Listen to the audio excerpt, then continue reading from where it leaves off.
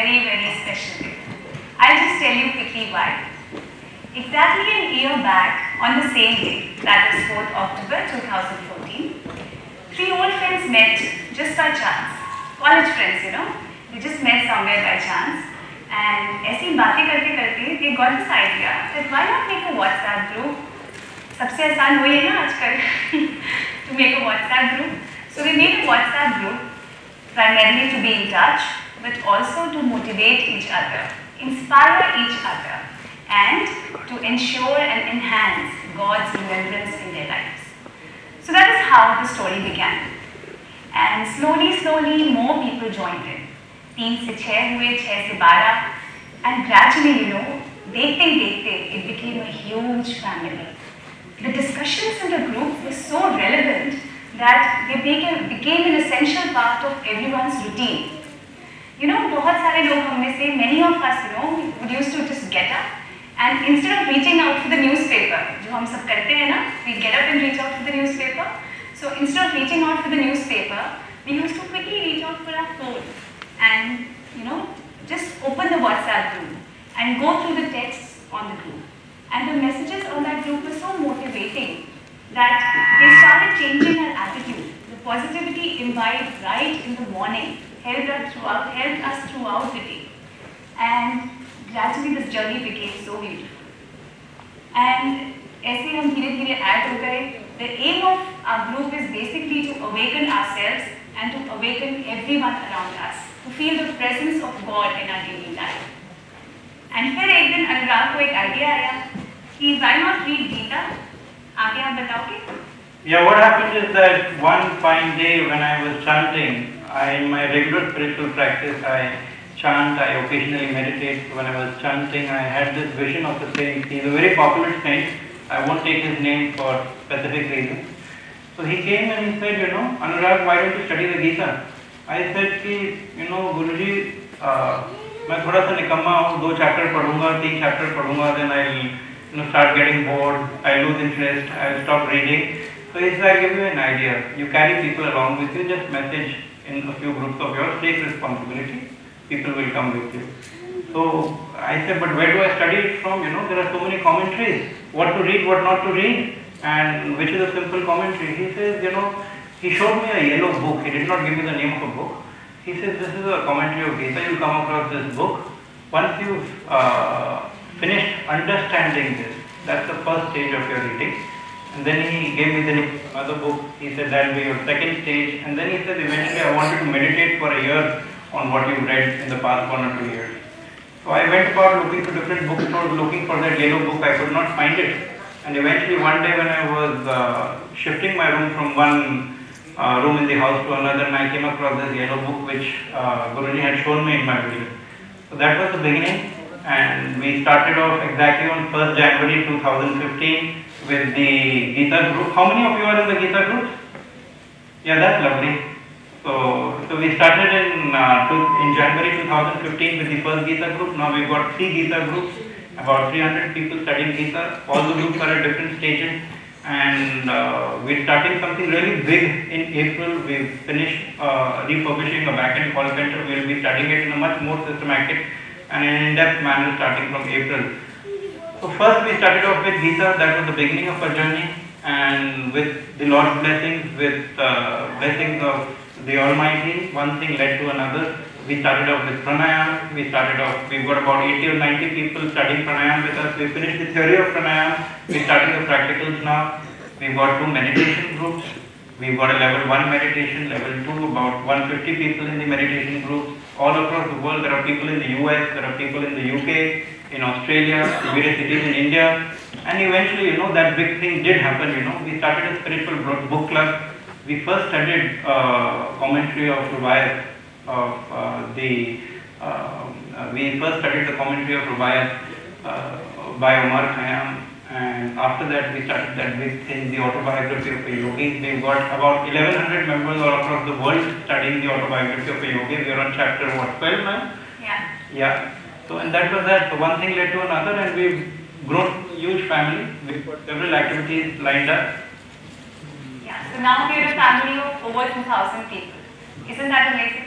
In a year's time, the family of 2,000 people benefiting from these different groups, changing their daily attitude.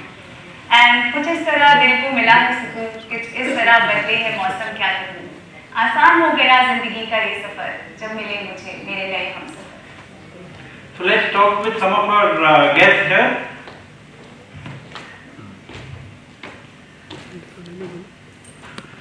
So how are you doing today? How are things? Who would like to interact? Anyone? What's your name, please? Varsha. Okay. Where are you from? What are you doing?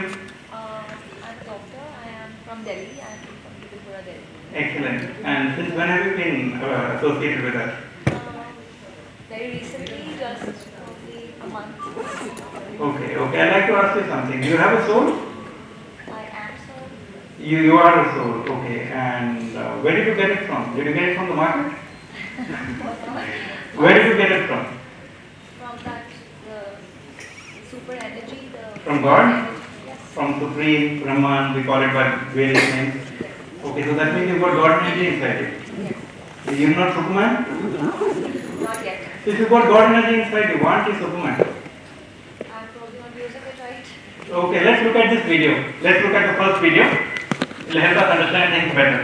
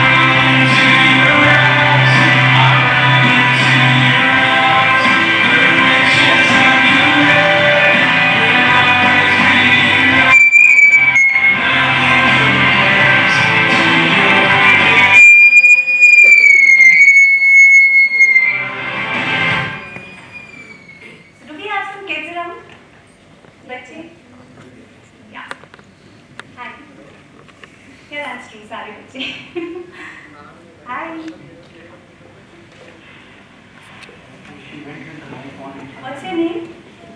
क्या नाम है आपका? Namya. Okay, that's a nice name. Anyone else? Some bigger kid? No, small. I need this. Okay, there's one over there. Yeah, here. I think she's bigger. What's your name? Mrinalini. Oh, Mrinalini. That's a beautiful name. That is the name of my best friend, you know. Okay, So, did you see that video? Yes, Lata? It was nice. It was nice. So, what did you see in that video? What was great about it? I saw that there were a few girls racing, Yeah. and one of them she fell, but still she won. Yeah. So this proves that God's energy is inside us. And Very nice. meaning that Very nice. this gives us the courage and Yes. So, is there something called impossible? no, There is nothing impossible. Okay. So, what do you need for it? God's energy. Yeah, and fighter wala attitude. To never Never give up. give up. Can all of us clap for her? So she's learned to never give up, right? Okay. So another question. What is intelligence quotient? What is IQ? Actually, you answer. It's intelligence quotient, right? So the difficult one. What is EQ? Energy. Good. This thing to try. Anybody else? What is EQ? Yeah? Emotional quotient. Very good. So EQ is emotional quotient. So you know what? Scientists all over the world, they have found out, हम इतना importance देते हैं ना intelligent quotient को. There is only 20% role of intelligent quotient in our success. 80% role is of our emotional quotient. Emotional quotient means आप कैसे problems को face करते हैं? What attitude do you have when you are faced with a failure? So that's really strange. So this emotional quotient, you know, governs success in our life, right? Like Heather Donaldon ka tha, the courage to win. And where did she get this courage from? From God. Because it's simple. She has God's energy within her. पर ये normally God's energy होती क्या है? Why doesn't it manifest in all of us? हमारे सामने problems आती हैं, हम घबरा जाते हैं, face नहीं करते हैं. We just start cribbing, why me? So where is this God energy hidden? कहाँ है ये God energy? It's inside us, but I think we are not able to recognize it. Yeah. So why doesn't it manifest? क्यों manifest नहीं करती normally? Sometimes because of the emotions or maybe the environmental factors like the surroundings. Maybe Yes. the people around you are so negative at times. This is my personal experience when I'm talking about it. Right. But once somebody guides you, like these groups, in fact, from here only, Yeah. you got onto that path Yes. of Yes. positivity. Yes. you So we are affected by the surroundings. So God's energy, God to God, most powerful, Sarv Shaktiman. Even then we are affected by the surroundings, right? So let's call Anurag again and Sarika to shed some light on how this God energy can manifest, the secrets of God's energy within us. Hi. Everyone, we have kind of agreed upon the fact that we all have this spark of God's energy inside us that we call the soul, right? We are in agreement on that. Now, what exactly is the soul and where does it come from? The soul actually is like a spark of light, that little particle of light that comes down from the vast, omnipresent ocean of pure light which we call God. And when I say light, I don't mean the kind of light we have in this room. I don't mean the kind of light we have, the tube light or a bulb. It's such a pure, subtle light that we would not be able to perceive it with our senses, but that light is everywhere. And the soul, when it comes off from that ocean of light, it has to come down and experience the diversity of the earth. It has to come down and reach at this gross vibration level, which is something that the soul would not be able to adjust itself to. It is such a fine divine matter that it would not be able to adjust with the gross energy vibration of the earth. And therefore, it needs certain tools which are given by God for its expression.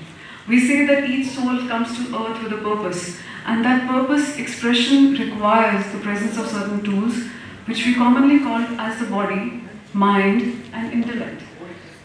So we can see here the body, which is the brain, sense, action, and organ, the mind and the intellect. Now, when I talk about the body, I think it is pretty clear. I mean, there is not much confusion on that, right? Most of us are very convinced about our bodies. In fact, we think of ourselves as a body rather than as a soul. And how body conscious we are is obvious from the number of salons and gyms that have mushroomed up in every neighborhood.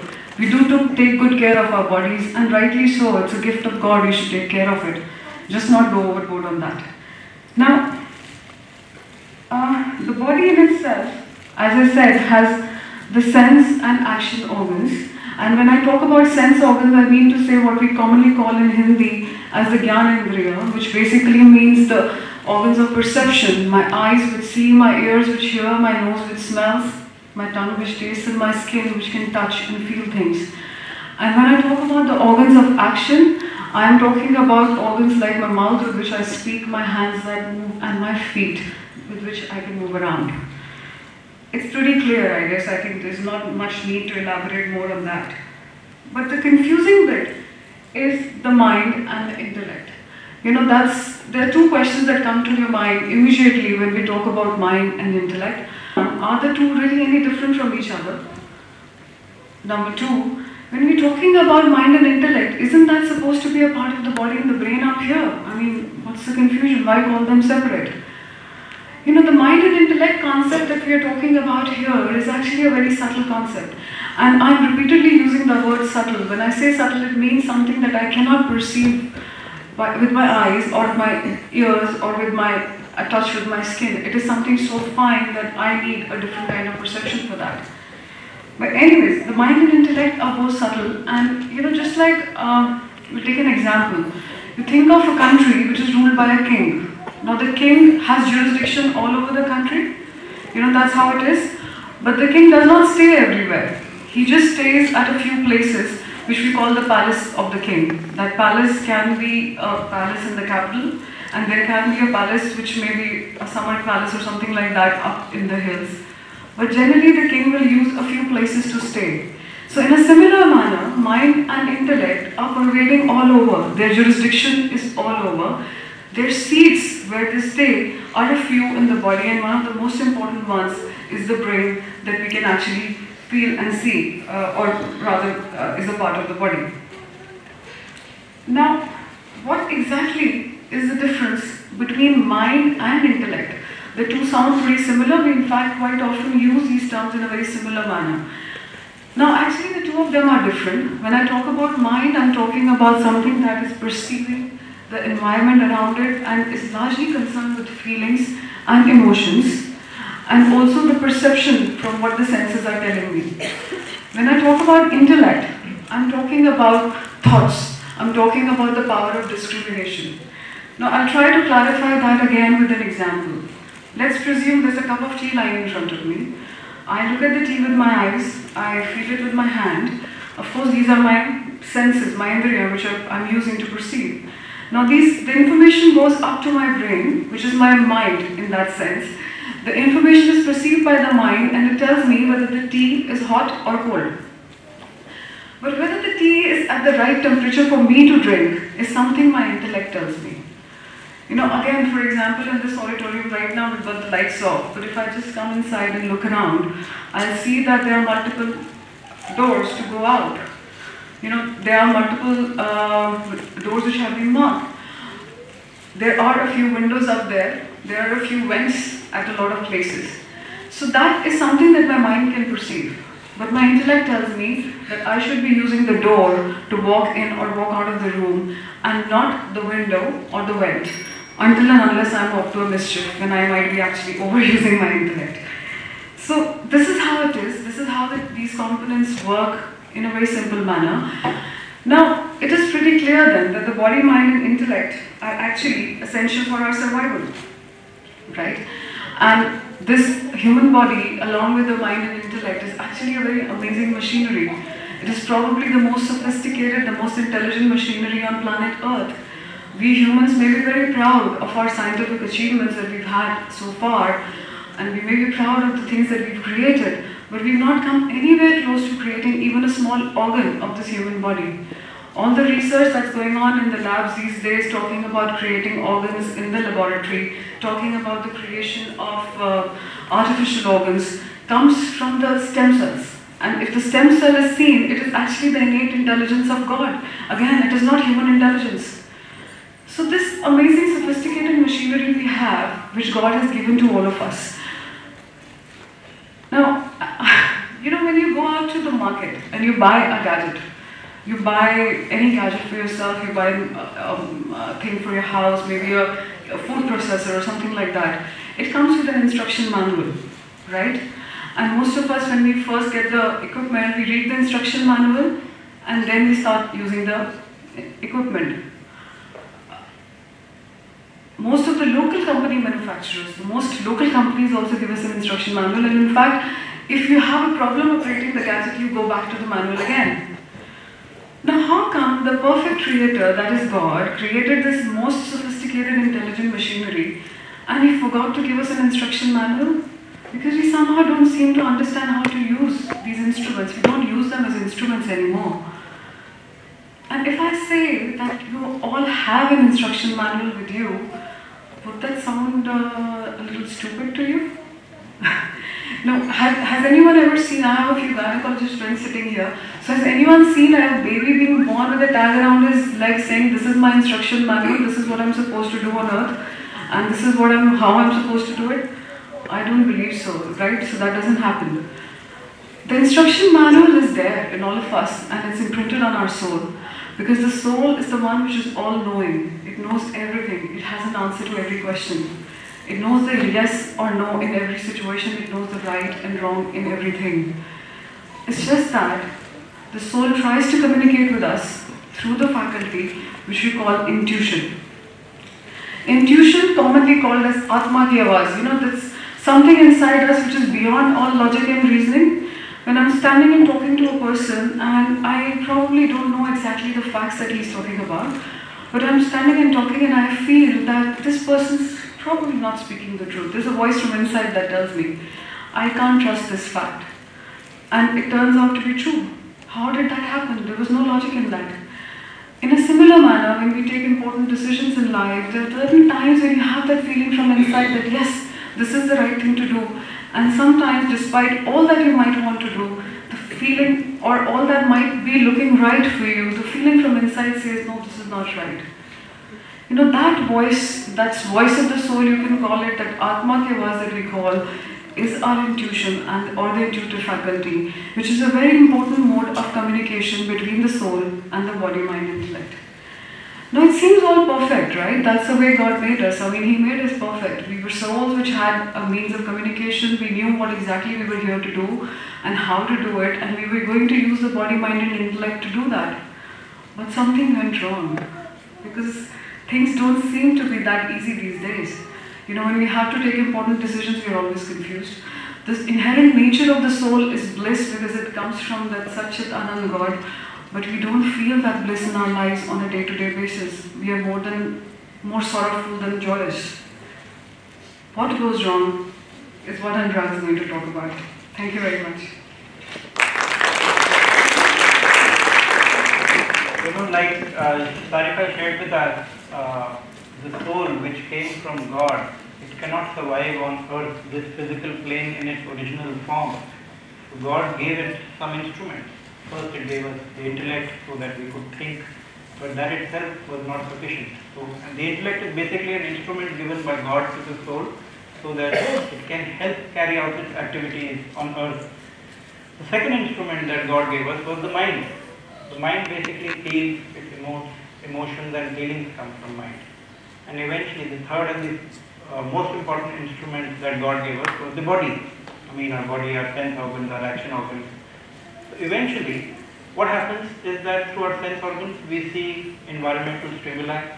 It goes to the mind. The mind says, if I'm drinking a glass of tea, if I'm having a cup of tea, mind will be able to tell me whether it's hot, it's very hot, it's cold. This information will go to the intellect. The intellect will say, okay, this is hot enough, you can drink it. It's cold, you don't drink it. So, thoughts come from intellect and feelings and emotions come from mind. Eventually, on an average, on a day-to-day basis after a child is born, we are having about 60,000 plus thoughts, feelings and emotions on a day-to-day basis. A lot of these things become automated. Once I know that I need to have hot tea and I need to have a cold coffee in a cold format, so these things become automated circuits, these things become reflexes. Eventually, these automated reactions, these automated experiences lead to the development of ego. in which this signal does not go back to the soul, and that's where the intuition gets blocked up. So if I'm having 60, 70,000 thoughts, if I'm having to walk down the stairs, I'll look, I'll see, okay, this is how much I need to walk, this is how big a step I need to take. I need to have a cup of tea, so I'll see that it's hot. So these things have become so automated. So imagine if you are able to focus on 60,000 things in a day, will you be doing anything else other than reflex actions and reflex reactions? It's very difficult. 99% of the activities that a normal adult or a child does in his day-to-day activities reflex. We don't have to actually originally think about each and everything. We don't become so super conscious that, oh, I need to know how much distance I need to walk down the stairs or what is the temperature of the tea. So these automated reflexes, these experiences of the body, the feelings and emotions of the mind and the thoughts of the intellect, they all become so automated that they form impressions and they form a different personality from the personality of the soul. So this white block at the bottom, this is the personality of the ego, and the white star at the top is the soul. But since we are doing 99% of our things in a very automated manner, this becomes an ego personality, and invariably this is how a normal person reacts in day-to-day life. Having said that, I mean, this is one issue whereby the original qualities of the soul don't come down. We saw that she found this great energy and she found this great courage, and she had an intuition, she had an intuitive call that red arrow was not being blocked by this white block. So that is one difference. So what we need to do is that we need to eventually, through our various spiritual practices, we need to focus on which are the thoughts coming down from the intuition, which is the voice of the soul, and which are the thoughts coming from the intellect, which are the feelings and emotions coming from the mind, and which are the experiences coming from the body. We need to separate them. We can separate them in various ways. It's not easy for all of us to be immediately God and I say, oh, this is what my soul has said, this is what the God energy in me has said. So how do we do that? Anyone out here would like to share something about it? No? Okay, so there are various techniques, very simple techniques. The first thing is we need to be just calm in all situations. We need to be a calm, innocent bystander, and just observe our body, our thoughts, our feelings, our emotions, our intellect, in total calmness as a third person. Being totally calm in our resting stage will help us to be calm in our activity stage. Even when we are active, doing certain activities, we'll be able to figure out, oh, we get a brain wave, we'll get an intuition call, we'll get a call from the voice of the soul. The intuition will tell us, oh, this is right, this is not right, you should do this, you should do that, you should go there, you should not go there. And when we'll invariably see that that is correct. So many times, how many of us have taken decisions about important things in our life, about like what course to do, which sport to play, and made blunderous decisions. I have done that in the past. All of us calculate and strategize using our intellect, what to do, what is good, what is not good, and eventually it does not turn out to be what is best for us. That is number one. We need to really understand that. So one is we need to stay calm. The second thing that we can do is we can contemplate. What is contemplation? Would anyone like to share what is contemplation? Sarika? Sitting down on a thought. Sitting down on a? Sitting down on a thought and sitting in silence basically. Yeah, sitting in silence and reflecting deeply about what is happening. Your thoughts, you're trying to separate your thoughts from yourself. That's the stage before meditation. And eventually you can meditate also. Meditation will start separating all the feelings and emotions from the mind. It will start separating the thoughts from the intellect, and you'll be able to see them separately as that you're not that part. That's not a part of you. So many times things happen, someone says something, and we say, oh, my feelings got hurt, but I should realize that I'm not my feelings. That's one very basic simple thing. I'll give you an example. If there is a child who's born without vision due to a genetic defect, and suddenly some new scientist comes up with a discovery that we'll wear these goggles and suddenly he can see. So once a child who's blind with a genetic defect is born, we'll immediately put the goggles, he'll be able to see. Life goes on, wonderful, he's seeing, he's experiencing the world, he has vision. When he's 30 years old or he's 40 years old and he suddenly removes the goggles, what will he say? He'll say, you remove my eyes, give me my eyes back. But we must remember that the goggles are not his eyes. So similarly, the mind is not a part of you. The intellect is not a part of you. These are just tools and machines given to you so that you can enjoy the world here and experience the world here. Intuition is very important, It helps in guiding everything that we need to do. Originally, the body was designed in a way in which the intellect first, the mind, and then the body was to be guided by the intuition. But due to the development of ego, it got blocked. We got an ego personality, and our intuition got blocked. Everybody has that intuition in us. It's just that all our individual ego personalities, which is having a good side and a bad side. I love my child. That's a good side of ego. That's an example of ego, because I love my child more than I love the child of a person who works in a factory. The quality of the soul is universal. Universal love, universal peace, universal acceptance. When ego comes in, it becomes very self-limited and defined. Good qualities of ego also become limited, and the bad qualities are also there. Someone who's looking bigger than me, smarter than me, he has a bigger house, a bigger car, I feel jealous. These are negative qualities. I'll probably start developing a little hatred. These are negative qualities. So this all happens because of the reflexes which are formed in this white block around the intellect, mind and ego. So we need to meditate, we can contemplate, we can introspect, we can sit in calmness, and gradually we can start coming out of it so that we can hear the voice of our intuition. Why do we actually need to do that? Why do we need to hear the voice of our soul? Anyone would like to share something on that? Why do we even need to do it? My life is going on good, so why do I even listen to the voice of my soul? Anyone? But soul also has, the ego personality also has some good traits. I love my child, I love my relatives, there's nothing wrong in me. Peace of mind. Peace of mind is one thing. Yes. Anyone else?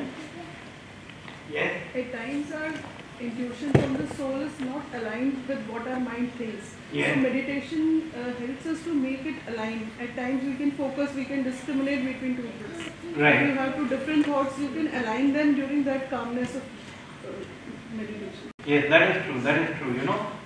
The soul has this wonderful quality of intuition, which is the direct voice. It has the quality of directly knowing everything that is happening. I'll give you an example. We have the electromagnetic spectrum around us. We have a visible range ranging from violet, indigo, blue, green, yellow, orange, red. We have ultraviolet, we have infrared. How much percent of the visible spectrum is, how much percent of the entire electromagnetic spectrum is the visible spectrum? Anyone? 1%, 10%, 20%, 50%? Not even 1%. So you mean to say that of the entire electromagnetic spectrum, we are not even seeing and perceiving 1% even?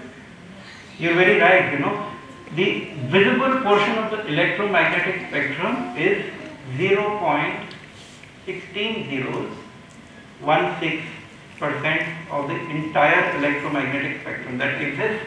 So what you're seeing in this hall is only 0.16% of all creation out there. Does that mean that the other portion of the spectrum does not exist? Does it mean it lacks activity? It does exist, but we don't see it. And does it lack activity? No. It is active? It is active. So you mean to say that we're sitting here, standing here, we're attending this function. There is a lot of other activity that we can't understand that is going on out here.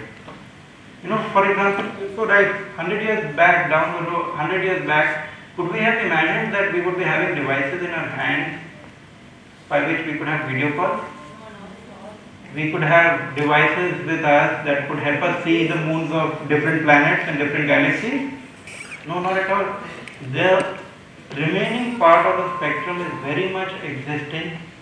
It is full of activity. The remaining part of the spectrum contains the mind and the intellect also. The mind and the intellect are actually energy bodies. What we perceive to be the brain is not the mind. The brain is just the transit point that receives the signals from the mind and intellect. All of us have an energy body behind us, and all activities and all things actually first happen in the energy body, and then they get reflected onto the physical body. So we must know this. To give another example, in today's time the cure of tuberculosis is a given fact. I mean, it's a very standardized medication. If someone is diagnosed with tuberculosis, we need to take those meds for 6 months, 9 months. 100 years back, 200 years back, we did not have cure for tuberculosis. So did that mean that the drugs that go into making tuberculosis drugs, they did not exist 100 years back? The salts that go into making rifampicin, or the precursor salts that go into making the drug, they did not exist on earth. They very much existed. It's just that we didn't know about it. So not knowing about something does not mean it does not exist. This is one common misnotion which all of us have. In today's time, we don't have cure for AIDS. Does that mean that the drugs or the salts that will go into making the AIDS drug, or those precursor salts which will be used for reactions into making the AIDS drug, those don't exist? They exist. Soul has this quality of acquiring all knowledge in existence.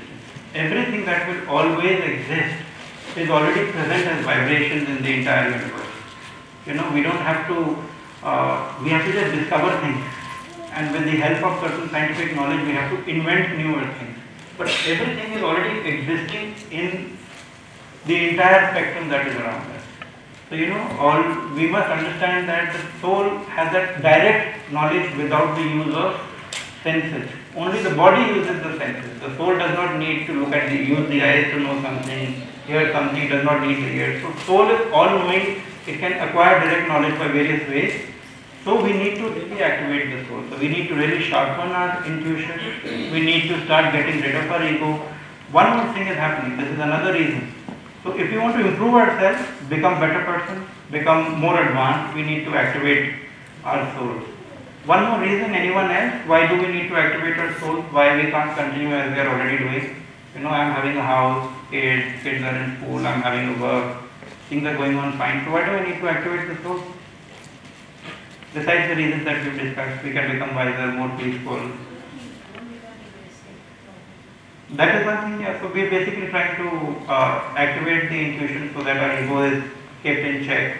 Sometimes life. Yes.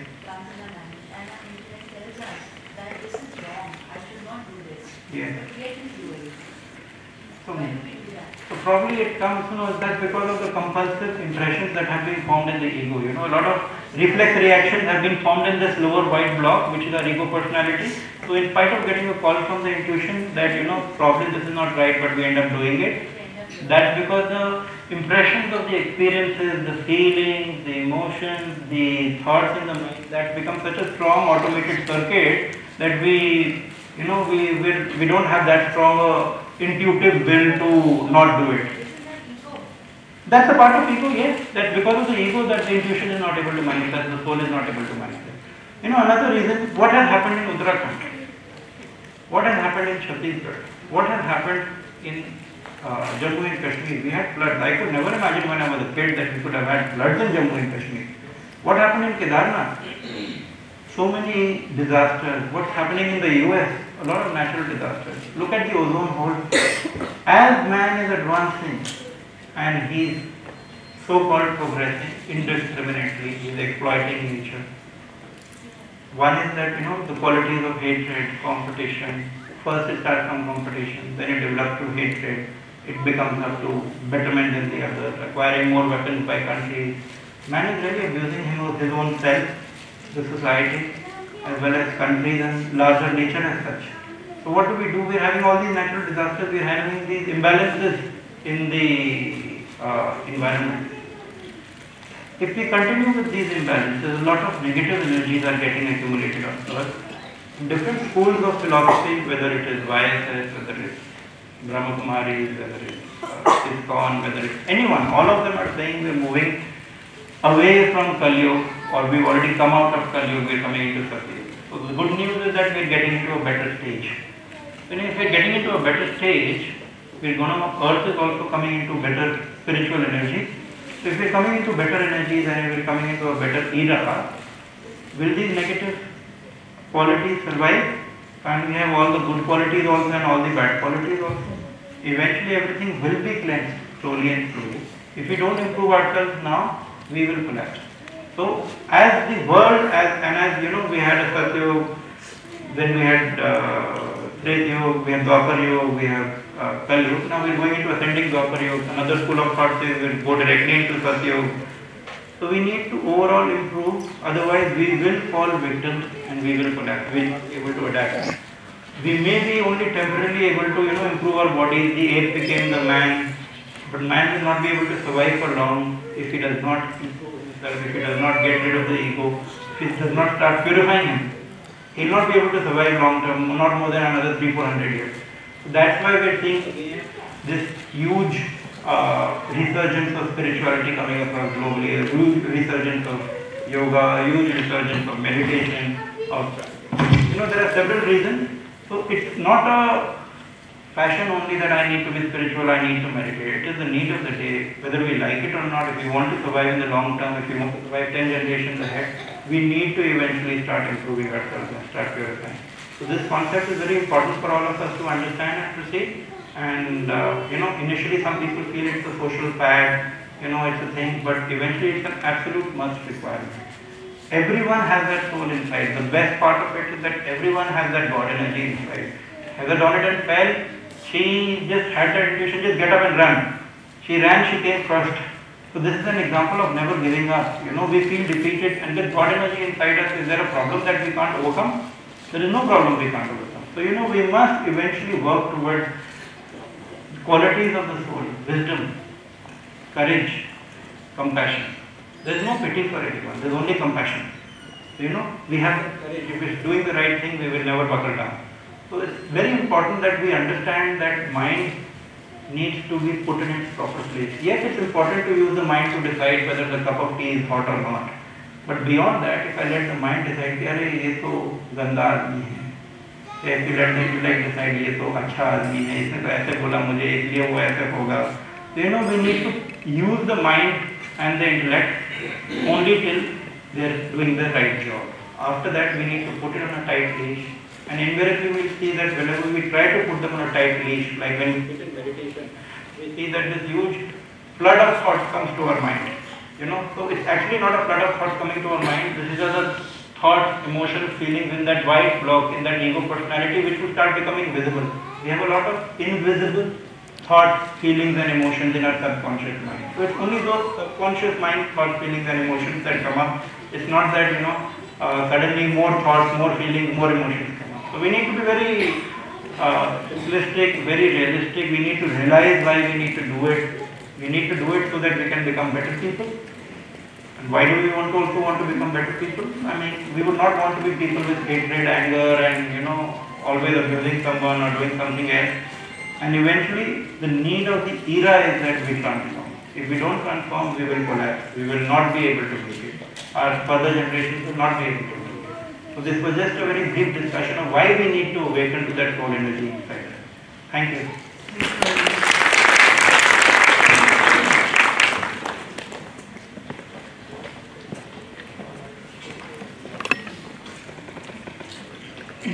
Thanks. Thank you, Anurag and Sarika. Thanks. Isn't it amazing? हम कितना underestimate करते हैं ना खुद को? Tell yourself every day, I have the power and strength to overcome any situation. That is something you should tell yourself every day in the morning. I have the power, the strength to overcome any situation because I have God's energy within me. मैं किसी भी परिस्थिति से ज़्यादा शक्तिशाली हूँ. Right? And that is what our daily practices do. Like आप कुछ भी करो, chanting करते हो, chanting करो, meditation, prayers, जो भी करते हो, but do it daily, persistently, with full faith and focus. ऐसे नहीं कि meditation कर रहे हैं दिमाग कहीं और है, chanting कर रहे हैं दिमाग कहीं और है. Do it with full faith and focus, because all of them, कुछ भी करते हो, they all have the same motive. क्या मोटिव है? हमारे अंदर की सोल की एनर्जी को जागृत करना. That's the main motive. Okay? And when you focus your thoughts, focused thoughts can rewrite destiny. वो हमारा भाग्य बदल सकती हैं. Want to see an example? I just got Sadhna to narrate a miraculous experience. It's a true story, friends. Just welcome Sadhna.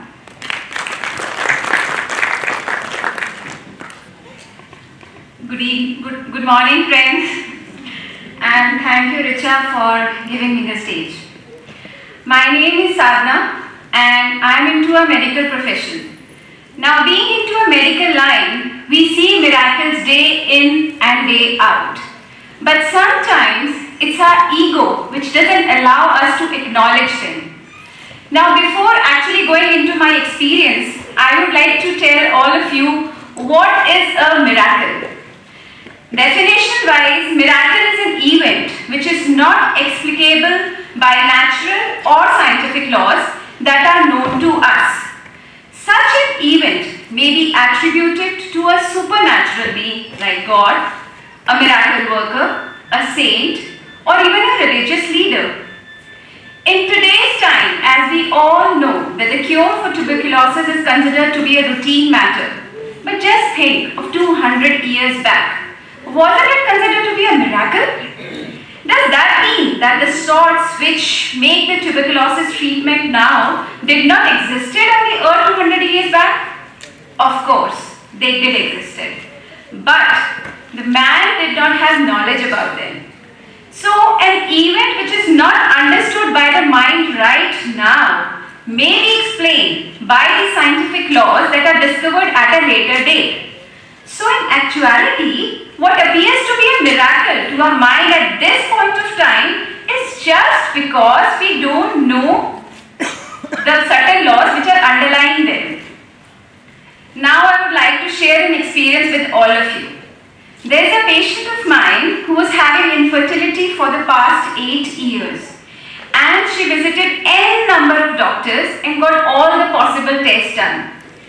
No test revealed any medical problem either in her or her spouse. Then she ultimately went for IVF also, and she underwent 5 cycles of IVF but met failure in all the cycles. And she was on the verge of losing hope. She just planned to visit the Golden Temple at Amritsar to seek blessings, and you will be surprised to know, because we too were surprised, that she conceived in the same cycle. And last month only she delivered a beautiful baby, and they named her Ajuni, which means infinite. Does it appear to be a miracle? Actually, such prayers are strong thoughts which are like vibrations in the cosmos, and they get desired results when we are really focused in our prayers. As Richa said, focused thoughts, they bring desired results. It is well known that our brain, there are many nerve cell connections to govern our bodily functions, and we generally use only 15 to 20% of our brain. Even Albert Einstein, we know he was a genius of his time, but he just used 40% of his brain. So with the help of various spiritual practices like chanting, meditation, yoga, etc., it has been found that many further nerve connections are formed and activated, which actually helps in bringing the desired results. So what we all have to do? We just have to start activating them. Now there are numerous examples of such miracles if we really want to see.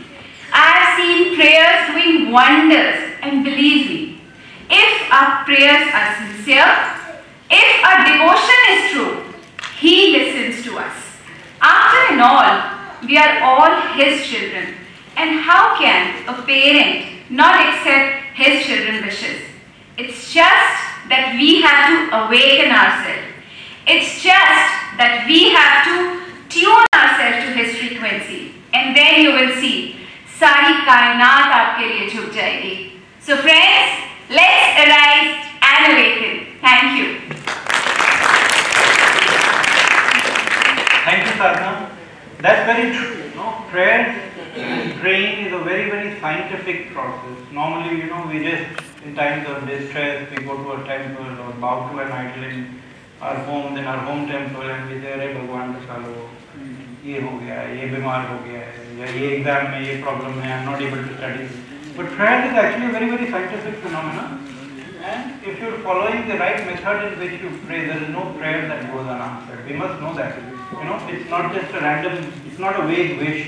It's a very strong determination.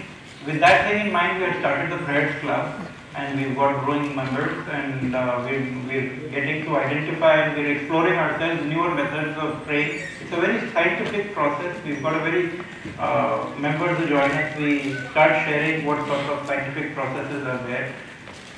In addition to what Sadhana said, even I would like to share an experience. There is a friend of mine, I got to know her, I got introduced to her a year back, like what Sadhana's experience also had. She was also having fertility issues. She had 2 IVF failures and she used to have very severe reactions in her body. She used to be always after an IVF getting admitted into an hospital for recouping herself. The doctors also advised her, you don't go in for another IVF. You can probably think of a surrogate mother, or you can probably think of adopting a child. What happened? She got introduced to me. We were talking about the soul, the mind, the intellect. I heard her problem. What did we do? I did not tell her that, okay, we'll give you a child, you do this, you do that. I did not tell her anything about what astrologers do. I told her a mantra, a soul activation mantra. You just chant this mantra, most important. You chant this mantra with a particular attitude. For example, Gayatri mantra. If I am chanting Om Bhur Bhuva Swaha, if I am looking at my mobile phone doing WhatsApp Om Bhur Bhuva Swaha, that's not the right attitude. So similarly, whenever we do any practice, we chant any mantra, we need to have a right attitude. So I told her, this is a mantra, this is how you chant, and this is the attitude you adopt while you chant. I did not tell her that this will guarantee you having a child. She chanted increasing, she started with 5 minutes, then 10 minutes, 15 minutes, 20 minutes a day. Eventually it increased because she liked the vibrations that were getting created. 3 weeks later, she did not tell me she underwent another IVF. 10-15 days later, she had her blood test done. She conceived. That was just the beginning. Another 2 weeks later, when she had an ultrasound, she got to know that she's having twins. That was the wonderful thing. Then she broke the news to me. She said, Anurag sir, I had gone in for an IVF and I'm having twins. Come again? Okay. So, I'm having twins. That was good. So I told her, now your responsibility is even more. You chant for the successful completion of your pregnancy. The first victory that I would like to share with you is that 3 weeks back she has delivered healthy baby girls. So that's been an amazing thing. And her life is totally blessed, her family is very happy. But this was just the first part of the story. 3 months into her pregnancy, just 3 months into her pregnancy, when her first trimester was over, her father was diagnosed with stage 3 bladder cancer. It came out of the blue like a dart. He was always healthy, regular health checkups were very normal. There was no problem, there was no warning sign, no alarming sign, and suddenly stage 3 bladder cancer. She came up and she said, sir, God has given me this gift. It's given me twin babies, I'm carrying twin babies. Now why does he want to give me this unhappiness? Why is he trying to snatch away my father from me? And amongst in that stage 3, the biopsy came that there are 2 types of cancers, carcinoma and sarcoma. Her father had a sarcoma, which is much, much more dangerous than a normal cancer or carcinoma. It was like a hopeless problem, totally hopeless problem. I said, God gives us all situations and experiences for a lesson. You try and contemplate, you try and think as to what lesson He wants to teach you. I said, you chant that same mantra, but now you change that attitude with which you change it, by which you chant it. Earlier you were chanting it for your baby, for a conception, or for your general well-being, for your soul to get activated, for your soul to start expressing its energy in your day-to-day life. You chant that same mantra, but change the attitude. She did that. 3 chemotherapies later and a surgery later. Total complete remission of cancer. Father is having, the PET CT was done, a biopsy of the bladder that was removed was done. Totally cancer. It's very easy for us to actually start, we don't realize that we have that God energy. All of us have faith, and we all know that we got it from God. The purpose of entire spirituality is to use that God energy. So, we need to first have doubt-free faith. We don't have doubt-free faith. If something happens to someone near and dear to us, we feel, हमारे साथ ही क्यों होता है? Why she was originally saying, why did my father have to suffer? Why did he have cancer? I always told her, whenever any situation happens, God will give you a situation, it's only for your benefit. She asked me what benefit can be there in my father having cancer. I said, see, his hip is there, karma is going, is expiating at the speed of X. If it was to go and expiate at the speed of X over 10 lifetimes, and God has now suddenly given him cancer and made it 10X in this lifetime, He must have made him a chosen one because He wants to give him good things ahead. So the idea is, she said, then should I be passive? I said, don't be passive. With your spiritual practice, make it, instead of 10X, make it 50X, make it 100X. So that his entire health karma expiates before his health reaches the tipping point. That's what she did, you know. So it's very easy for us if we just have faith, if we let go of our insecurities, if we let go of our ego personalities, if we let go of those thoughts, feelings, emotions and experiences that have been cemented in our ego personality. If we let go of them and we start realizing the energy of the soul, we can do miraculous things in our day-to-day life. We can win in our day-to-day life over our circumstances, diseases. Lots of other experiences have, and this is from one of the members in one of the groups, you know. There have been lots of so-called miraculous things that have happened in the lives of various people in our groups, simply because it's not that they are miraculous because it's something mystical, there is no explanation to it. There is a science behind it. Entire spirituality is a science. It's just that we don't understand it in our minds right now. We must understand that if we let go of the cemented thoughts, feelings, emotions, we'll be able to realize the energy of the soul. Once we realize the energy of the soul, which is the energy of God, believe me, there's nothing that can't be done. Absolutely. I just wanted to share this short experience with you. Yeah. Doctor, in this case, Yes. instead of this chanting prayer can be done by some other individual like a Gloria. Right. Can it have the same effect? 99% of the professionals who do it for money lack the sanctity of doing it with total purity. The very fact that they're doing it for money is one step short of purity. The very fact that they do it for money is one step short of purity. So that usually becomes an encumbrance. So it becomes better if the near and dear ones in the family do it for a totally selfless purpose. If I'm praying, I'll think, oh, my father should improve his health. So when I'm praying, I'll give a small example, I think my father's health should improve. So that first energy comes to me, mine, and then my father. So the energy of benefit that goes to my father reduces. And he is my father only in this birth. You know, I would not have a father, I would not have the same father in all the births. So whenever we pray, that the science in praying, one of the steps we say is that if you pray for someone else, we only imagine the image of that person, whether that person is a relative. We don't address that person as my father, my wife, my child, my brother. We just imagine the image of the person and that all benefits should go to that person. So when astrologers do it or when other pundits do it, the first thing they do it is for money. They would not do it with that sincerity without money. So that purpose and intention of doing the prayer, I mean, I don't want to, antagonize any other astrologer or pundit who does different things. They do lots of things, Rudri parts and other things. They do benefit. But the depth of benefit can really increase if we do it sincerely with the right attitude and approach ourselves. Thank you, Anurag. So now you know the power of thoughts. मेरे विचारों में निर्माण शक्ति है. My thoughts have creative potential. And even our friend SRK believes it. You've heard this. Can we have this video? The famous Shah Rukh Khan dialogue. Yaad aaya? Which movie? Om Shanti Om. Yes. So let's see it today. Ladies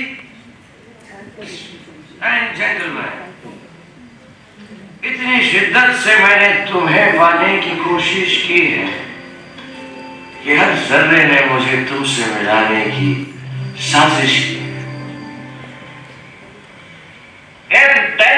कौन बोला? ये उम्मीद यार मैं उम्मीद कुछ समझ में नहीं आया। ओहो अच्छा सिंपल करूं थोड़ा। टेक 2 लेडीज एंड जेंटलमैन, कहते हैं अगर किसी चीज को दिल से चाहो तो पूरी कायनात उसे तुमसे मिलाने की कोशिश में लग जाती है। That's it. So है तो मूवी पर बहुत बड़ी बात कहते हैं मूवी में, बहुत बड़ी, right? It's actually very true. क्योंकि you know what happens?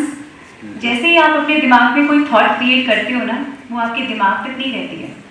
It travels at a speed faster than light and it spreads in the whole cosmos. You first have to start believing this. कि वो thought immediately, it travels far, billions and billions of light years away. And universe के फंडे बड़े simple हैं. It's simply like a mirror. आप जो thought बार emit करोगे, it will say तथास्तु. So be it. So friends, stop cribbing. Stop cribbing. Just learn to consciously emit only positive thoughts. Positive thoughts emit करना सीखो, right? And I want to also tell you a small practice, a daily practice which we can do. What we do when we get up in the morning. Yes, ma'am? How does your day begin? Yeah. Waking my kids up for the school. No, you get up in the morning, obviously, we all use the washroom, I don't want to hear that. लेकिन उसके अलावा, I mean, how does your day begin? कैसे शुरू होता है? These days I started by reading ADY. Very nice, you read ADY, right? Anybody else? क्या करते हैं आप morning में? In the morning after doing my regular prayers, I just say good morning to God. Yeah, very nice. That temple in my house in the location of that God. I just simply put my vibrations and take vibes from God. Yes. And I just thank from each part of my body and cell to the great God. Beautiful. So that's what. Can we have a plot for? So you know the day when our day begins, the early part of the day. जिसे कहते हैं ना आदि समय, आदि मध्य अंत होता है ना, तो आदि समय जो है हमारे डे का, that is the most sacred and the powerful part of the day, right? तो उस समय मॉर्निंग में जो पहली थॉट हमें आनी चाहिए ना, that should be of thanking God. We all are sitting here, aren't we so lucky? हम सब कितने lucky हैं? Look around, we are so lucky. So the first thought in the morning should be to thank God. And once you thank God, if you, what he was talking about, if you really need something desperately, किसी चीज़ को बहुत शिद्दत से पाने की अगर इच्छा है, तो what we can do is we can start creating a vision, visualize, एक vision create करो. Vision में क्या करना है? First thank God, sit calmly and create this vision कि वो चीज़, whatever it is, it has actually become yours, and you're enjoying it, and side by side thanking God for it, and see the miracle will start unfolding. The whole cosmos will actually start conspiring to grant your wish. Right? So with this, we go on to the second video of today. Can we have the second video? Second video, please.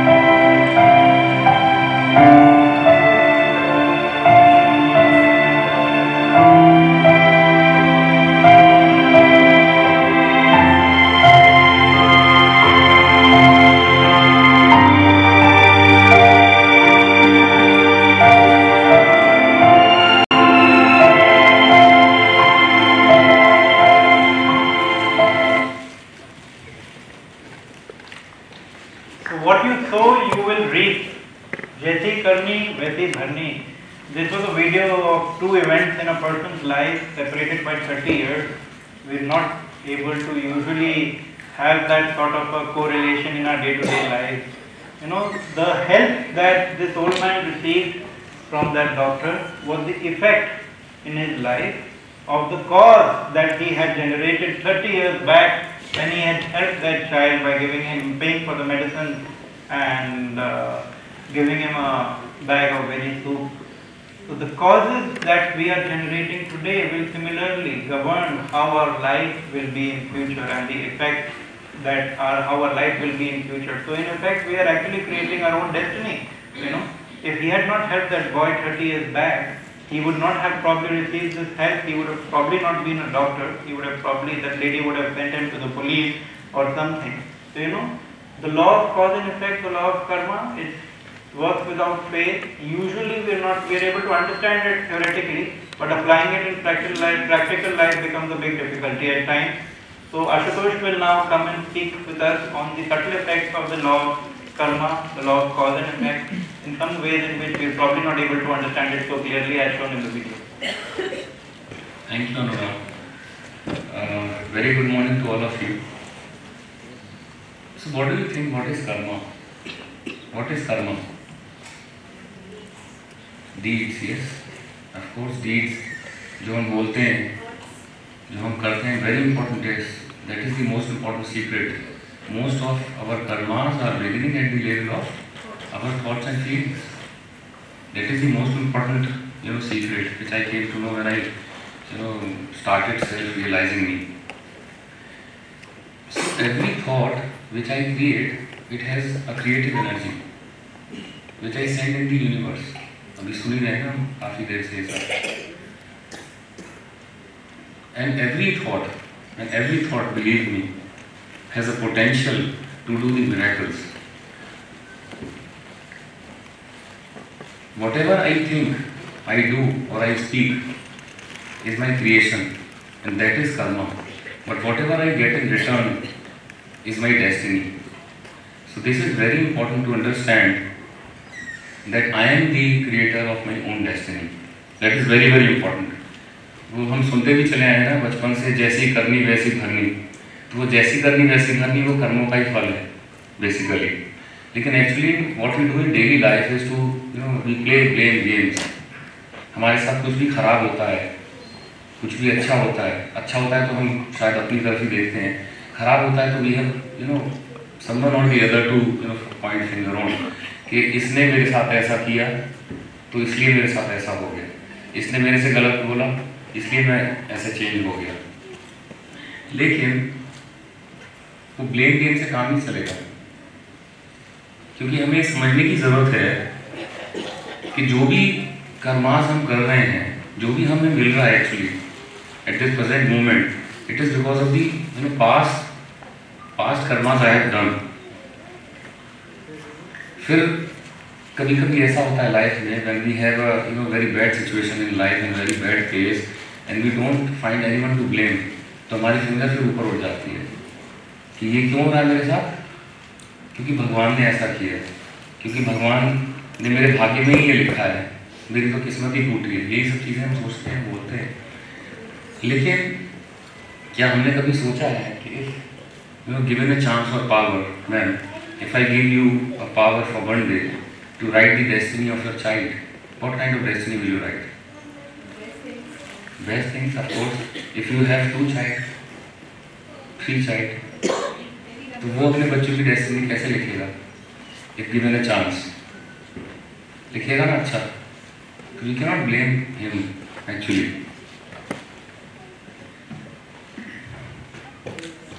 अब question ये आता है actually God करता क्या है. अब हम सोचते हैं कि if I am the creator of my destiny, I am the creator और भोगना भी मुझे, तो फिर what is the role of God? वो गॉड कर क्या रहा है? तो गॉड करता क्या है? Actually he gives us the knowledge of the right karma, he gives us the power, he gives us the love when the bad situation comes to face it. That is what he does actually. ठीक है. For example जैसे हमारे भी बच्चे हैं. As a good parent what we do, अगर हमारे बच्चे होमवर्क नहीं करते हैं, डू वी एवर से कि चल ठीक है सो जाओ, मैं तुम्हारा होमवर्क कर देता हूँ. एक दिन कर सकते हैं आप, रोज करेंगे ऐसा? नहीं करेंगे, नहीं करेंगे. या अगर बच्चा होमवर्क नहीं करता है, स्कूल में उसको पनिशमेंट मिलता है, तो आप उसको रोकेंगे? एक बार रोक सकते हैं, बार बार अगर वो नहीं करेगा होमवर्क तो क्या होगा? वो तो मतलब obviously we want our child to become strong and learn things. That's why we don't intervene at a lot of places. So this is what exactly God does. He does not do anything which is not good for us. Okay? And what are these problems actually? What Anurag was telling. These are, see, problems, क्योंकि जीवन है, problems are meant to come. Sufferings will come. They are meant to come and they come with a specific purpose. हमारे लिए सिर्फ important ये है कि what do we learn from those situations. That is very important. And then to evolve from those problems and to evolve as a better human being, to become stronger and stronger. That is what God wants us all to be. लेकिन कई बार क्या होता है, why situations arises, why me? Very important question. बहुत सारे लोग कहते हैं कि मैंने तो कभी किसी के साथ इतना बुरा किया ही नहीं, जितना बुरा मेरे साथ हुआ या हो रहा है. Sometimes it becomes very difficult to understand why this is happening to me, why me. It becomes really difficult sometimes. Why this happens, why me? This is because of an illusion actually. This is because of the false identification of ourselves with this body. जब हम सोचते हैं कि मैंने कुछ बुरा नहीं किया, तो एक्चुअली हम सोच रहे होते हैं इस लाइफ का, एक लाइफ का, कि मैंने तो कभी कुछ बुरा किया नहीं. But actually when I come to realize that I am not this body and I am the soul. So what is the age of the soul? What is the age of the soul? तो हम पूरा कार्मिक balance account देख सकते हैं उस soul का. Soul is eternal. It is a pure conscient energy. It is an eternal energy. So problem यही होती है. अच्छा चलिए इसे एक एग्जाम्पल से समझते हैं. Suppose today, brother, you are here. So you borrow 1,000 rupees from me today, and tomorrow you forget to bring your wallet. The other day you meet me, but you are wearing, say, white shirt. Should I take my money back from you or not? Yes, I should, but your costume is changed. Should I take my rupees back or not? I should. So the same thing is there. These rupees are nothing but karmas. Suppose I borrow, because I have borrowed, you have borrowed the rupees from? Yes, from the soul, from the, not the costume. So same applies there also. Suppose you borrowed 1,000 rupees from me. 1,000 rupees means any karma, say 100 years back. Should I come into your life and take my 1,000 rupees from you or not? You will not take it straight form, but maybe in a different form. Yes, in a different form, very true. And there I am going to come into your life, take my 1,000 rupees from you and walk away. And then you say, मेरे साथ ऐसा क्यों हुआ? ये 1,000 रुपये का नुकसान क्यों हुआ? मैंने तो नुकसान किया ही नहीं था. तो ये नुकसान नहीं है, ये कर्जा था जो आपका चुक गया, आप भूल गए थे देना, ये वह है.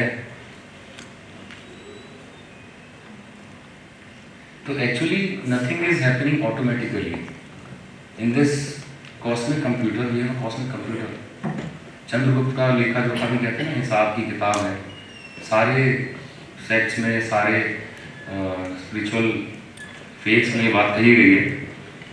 And I am responsible for each and every action of mind. No one else is responsible.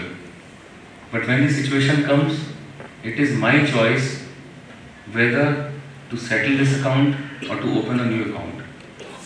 This depends on me. वैसे सबसे स्ट्रॉन्ग जो कहते हैं कार्मिक अकाउंट है, वो हस्बैंड वाइफ का कहते हैं. और कहते हैं ना कि कितने साल, कितने जन्म चलता है वो. If you do not want to carry it forward, please try to settle this account. Otherwise, the choice is yours. Now, what do I do? Or Father, what should I do now? If this is the law of karma, in a very brief, I've told you what we should do to expiate our karmas. क्योंकि आत्मा की journey बहुत लंबी है और उस journey में बहुत सारे good deeds and bad deeds, most of the deeds are good, जो अच्छी बातें हमारी ज़िंदगी में ज़्यादा होती हैं, हम फोकस सिर्फ गलत चीज़ों पर करते हैं, या जो ख़राब चीज़ें कुछ हो गई वो हमारे फोकस पे होती हैं, लेकिन actually most of the things are good with us, with everyone in this world.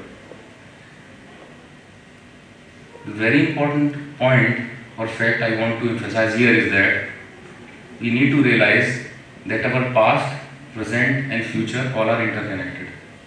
They are not separate. एक मोमेंट पे तीन काल एक साथ काम कर रहे हैं. कैसे? Whatever situation comes into my life is because of the past karmas I have done.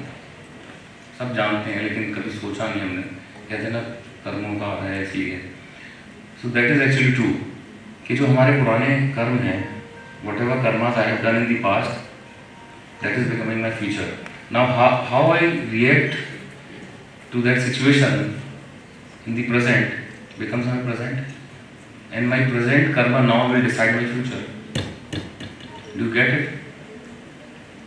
Because see, if someone is a very big businessman, this is because he has worked hard for that.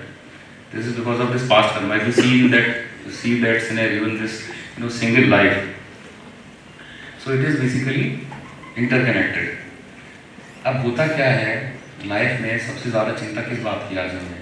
The most important fear we have, कल क्या होगा, कल क्या होगा, इसका क्या होगा, उसका क्या होगा. तो if we realize the fact that if I do good karmas at present, अगर मैं अभी अच्छे काम करूं, अभी मैं फोकस सिर्फ प्रेजेंट पे करूं, तो do I really need to look for my future? Actually not. So the most important thing is to do the right karma right now. एक और सेइंग है, वो बोए बीज बबूल का तो आम कहाँ से खाए. तो एक्चुअली अगर आपने बीज डाल दिया, karmas are like seeds, they are like seeds. अगर आपने अच्छा बीज बो दिया तो आपको सोचने की जरूरत है अच्छा पेड़ बनेगा नहीं बनेगा, नहीं सोचने की जरूरत. Second most important thing is please don't hold on to any pain or hatred for anyone, for any person in yourself. So it is a little difficult thing, but it happens gradually with your practices. Even if you cannot do it perfectly, at least please don't keep bitterness inside you. Or please, you can be neutral. If it is also not possible, but please be neutral. ये तो हम कर सकते हैं ना, क्योंकि fact ये है कि मेरे साथ जो कुछ हो रहा है, this is because of my past deeds. किसी ने कुछ नहीं किया आपके साथ. This is all because of you. This is all because of you. Whatever is happening with you, no one can create my state of mind. It is me who chooses during situations. We always have choices, and whatever we choose becomes our destiny. Someone might have cheated me in business or in relationships, and we create hurt. But actually, the hurt is created by me.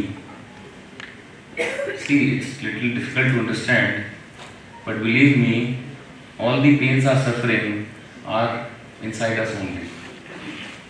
The person who has hurt you might be living there somewhere else very happily, but you will always remain in pain because of yourself, because of your thought process. Sometimes the pain can be inevitable, but they say that suffering is always optional. कितना वक्त आप उस pen में रहें, ये आप पे depend करता है. So let's not hold on to any situations and people. Please don't blame any situations and people for our present. Become powerful, and that will only happen with the help of God communion. We only have to shift our perspective. See, whatever we are talking here today is just a shift in the consciousness, nothing else. You just have to change your perspective and that's all. 60-70% of the things are done.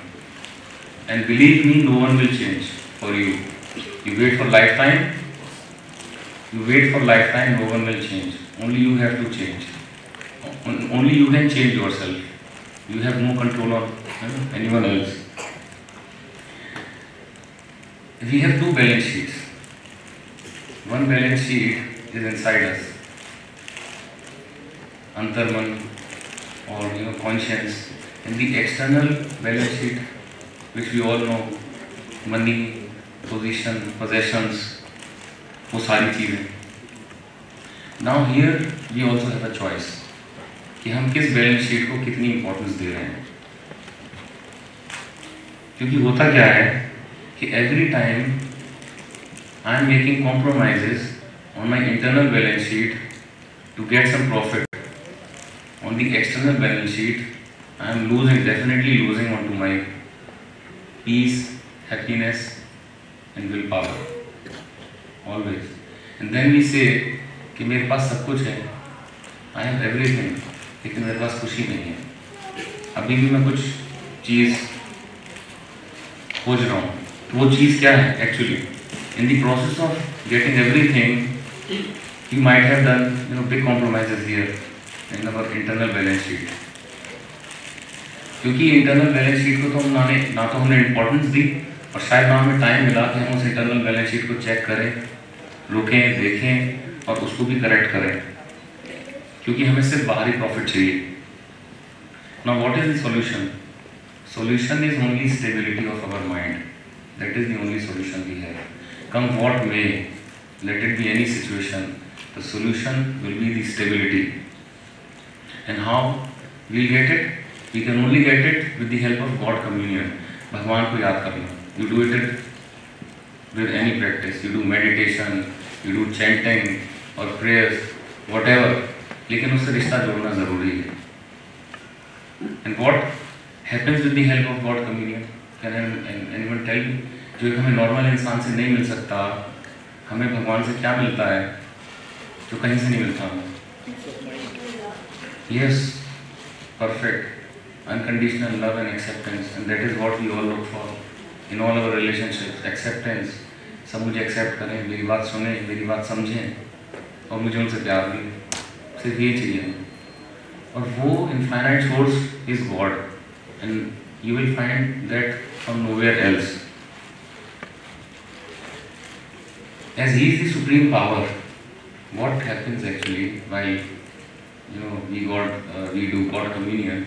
That we connect to that powerhouse, we get powers, we become stable, and that's how we settle our accounts.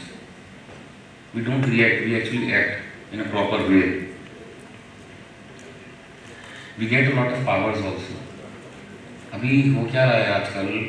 Acceptance नहीं है हम लोगों में. We don't have power to accept. We do not want to change. We do not want to tolerate. Tolerance नहीं है. All these powers will come with the help of God communion, and because we get a lot of unconditional love and respect from God, that's why meditation heals, they say. And it's very true, meditation heals. लेकिन वो कब करना है? वो करना तो अभी है, क्योंकि when the situation will come or the problems or suffering will come, at that time हमारे जो mental abilities and faculties हैं वो इतना काम नहीं करेंगे. And while we are in pain and suffering, our connection will not be proper. और फिर अगर किसी से आप पूछो कोई परेशानी है तो वो बैठते हैं भगवान के सामने जाके, वो कहते हैं मन भटकता है. वो मन भटकता नहीं है, वो मन कभी जुड़ा ही नहीं. वो एक और बहुत प्यारा दोहा है, दुख में सुमिरन सब करें, सुख में करे ना कोई, जो सुख में सुमिरन करे तो दुख काहे का होए. तो एक्चुअली ऐसा नहीं है कि अगर आप सिमरन में रहेंगे या करेंगे तो दुख नहीं आएंगे. दुख तो आएंगे. They are meant to come, and they come to teach you something. लेकिन they will pass off easily. So my friends, I think enough of pain, insecurity, fear and sufferings, lack of concentration, things like I cannot control myself, I cannot control my thoughts. These are all signs of that I am weak and I need to get stronger, and that will happen with the only tool, and that is meditation and God communion. So let's start it today, and the time is now.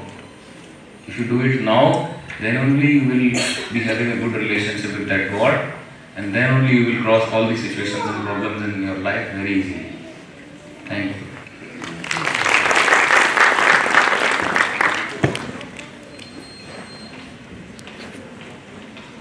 Thank you so much, Ashutosh.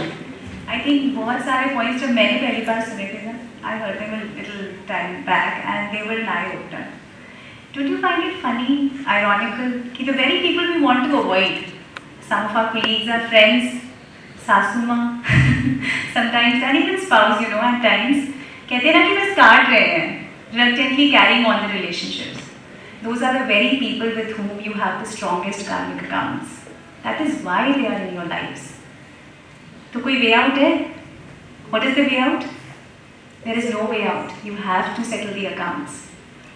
तो अब क्या करेंगे? People who are our immediate family and friends, उनके साथ बहुत अच्छा होने की ज़रूरत है. You have to be really good to them. That is the only way to settle your karmic accounts. So, start afresh with this realization. Mend differences, bury the past, walk an extra mile. Unless you want these karmic accounts to be carried forward in the next lives. फिर से वही सब झंझट नहीं चाहिए, तो settle them here and now. Right? And can somebody tell me कि सबसे ज़्यादा karmic debt हमारे ऊपर किन souls का है? You understand debt ना? किसका उधार सबसे ज़्यादा है हमारे ऊपर? Anyone? Who are the souls? Who trouble us the most? Yeah, maybe who trouble us the most. But then you have a choice ना, नहीं trouble होना, you or start avoiding them, neglecting them. तो किसका है? किनको आप बिल्कुल avoid और neglect नहीं कर सकते हो? Children, very true. Our very own children are bundles of joy. कोई तरीका नहीं है. They are the ones with whom we have the strongest karmic debt. इतना और हम किसी के लिए करते हैं जितना हम अपने बच्चों के लिए करते हैं, किसी के लिए नहीं करते हैं. कैसे भी हो, अच्छे बुरे, we are just involved with them, right? So now we need to think that are we doing the right karma as a parent? Are we doing parenting in the right spirit? So now I like to discuss, I'll call Sameer to discuss a little bit about parenting to awaken us all more as a parent. Please, Sameer, please.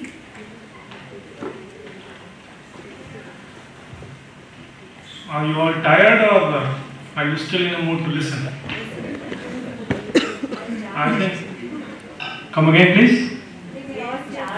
You are charged. Oh, so that's very nice, and it's very good to see all of you here. First of all, namaskar to ladies, gentlemen, and very, very dear children. Let us all have a big round of applause for these children who have been listening to this very patiently. So I am Sameer. I am a 40-year-old father of two. My daughter will be turning 13 this December and my son will be 8. I am here to share my experience as a parent, not to give any tips on parenting or not to give a lecture, because all this is abundantly available on the internet and on the bookstores. And this share is nothing but a viewpoint which is my personal viewpoint, and which is definitely limited by my own experiences and influences. All of you will have your own ideas about parenting, and we may differ on many aspects. And tomorrow, I may differ from whatever I say today, because we all are continuously changing. So, the first thing to realize here is change is the changeless law of nature. So accept change, embrace change, and be blissful. Your children will pass through various phases of life. You too have and will also pass through many more experiences. So don't take anything too seriously or too personally. It's an ever-changing process that is happening within you and your child. Enjoy it, because resisting change will only bring unhappiness. So what is parenting? When we decided to speak on this topic, I put this question forward with quite a few people around me, and I had wonderful responses. I'll share some of them with you. Someone said, it is the most important thing in the world. It is my foremost duty, a big responsibility, a full-time commitment, a very tough job requiring lots of patience, sacrifice, hard work and unconditional love. Others said, it's going much beyond ourselves. It's about attaining another level of selflessness. It's a step in life where your identity as an individual changes, as you have to wholeheartedly give yourself to the process. It's like nurturing a seed into a plant. The more you give, the more beautiful and strong the plant becomes. And giving not only in terms of resources, but also about our time, values, depth of life, comfort, confidence, and most importantly, unconditional love. Well, all these are excellent points, but when I heard them, I was very stressed. It means heavy words like duty, responsibility, commitment, job, selflessness, unconditional love, etc. It talks a lot about giving, giving, giving. What struck me suddenly, that while we are taking our duty and responsibility as a parent, are we forgetting the most important word? And it came to my mind that most important word here is connection. Are we actually establishing a connection with our child? I have seen so many people doing their best in terms of their duties and responsibilities as parents, but actually failing to establish a connection. We may be fantastic in terms of performing our duties, but we fail to establish a connection. The whole life actually is a struggle. So to me, the most important thing is connection with the child. If there is a connection, everything suddenly becomes very easy, blissful and light for me. I am now not at all stressed about the heavy words I was mentioning, because now I am able to do all these duties and responsibilities in a default mode. There has been a focus shift, and things have suddenly become very effortless and enjoyable. The second question which intrigued me was, what is a child? A child is nothing but a part of you. Something you consider as a part of yourself becomes your child. Something like this meeting. For Anurag, this is his child. For us, it is our child. So anything which is important to us, you call it, it is my baby. Isn't it? Don't you do that? So a child is nothing but a part of you. And you have to realize that it has come through you, but it has not come from you. You may have biologically delivered the child, or you may have adopted one, but you have been given this wonderful opportunity by God to nurture a beautiful life. So first of all, let us all thank God for giving us this miraculous opportunity. To have a child is nothing short of a miracle. But at the same time, we must understand that our child is also a different individual. And firstly, he is a different individual, and then secondly, only your child. So when a child enters your life, it is actually time to learn. The commonest mistake we make here is that we start teaching our child with lots of love and lots of affection. We want the best for our child. But actually, just stop and realize here, who is more joyful? You or your child? Definitely your child. When he comes to you, you start to do all sort of funny things. You make funny noises, funny sounds, crawl under the sofa, things which you had forgotten in the past. You suddenly realize or re-realize the importance of those things. Probably you had been living, or I would say you had been surviving, and suddenly your child comes and he tells you what life is all about. So as far as life is concerned, he is a better consultant on life as compared to you. So the point what I am trying to make here is, we should teach our children, sure, but at the same time we should learn from them, because there are certain things our child will teach us and otherwise we can never learn in life. The next point is to create an atmosphere for the child. Just create a joyous, peaceful and happy atmosphere. Just do that. Rest all upbringing will happen on its own. Our child will consider us as his ideal. We always consider our parents as our ideals, especially in early childhood. So the child will do the same. And he imitates and follows us very closely, just like we did when we were kids. So we need to behave in the best of fashions in their presence. But suddenly it may not be possible unless we change ourselves for the better. We may have lived in a lot of distorted ways or our own ways, but once a child enters life, it is time to change, and to change positively. There is a famous saying, children may not follow your sermons, but they never fail to imitate you. You may be surprised to see that they know more things about you than you know about yourself. They are at a very fast growing age, they grasp things very quickly, and in the modern era of smartphones, iPads and internet, they are very smart. You all would have realized this when your child tells you more about the smartphone functions as compared to you. This has happened with me. Now, let us discuss something about teenage. Teenage comes and your child suddenly changes. This is a very challenging phase of life. Many parents discuss and complain that teenage is a big problem. So tell me, is it old age a problem? Or for that matter, middle age a problem? Well, research proves that middle-aged people are the most confused lot. So please don't take us seriously here. And that is true, because we have to juggle between so many things, bringing up children, our profession, aging parents, so we are confused people. So what I am trying to say here is, everything if you consider as a problem, it is going to make you unpleasant. If you replace the word problem with a phase of life, which too shall pass. Teenage is a phase of life which will pass. Middle age is a phase of life which will pass. And every phase of life has something special attached to it. So enjoy each and every phase of your child's life. Nevertheless, it is very important to realize that in the last 10 to 15 years, parenting has become a big problem because there is tremendous explosion of information, and to compound that, it is all available on your fingertips. The smartphone has all the information about the universe. Children can gain access to almost everything and anything under this planet through gadgets and devices. Computers are a mandatory part of education. And we all know that we can access anything at the click of a button. So much of information is available. So much. Forget about understanding or assimilating it. And most of this information, 90%, is garbage. Since these gadgets are now a need and not a comfort, we must use them very judiciously. We cannot and should not keep our children away from these technological advancements, but at the same time, we should be smarter than our kids. And that is mandatory because teenage is a hormonal world.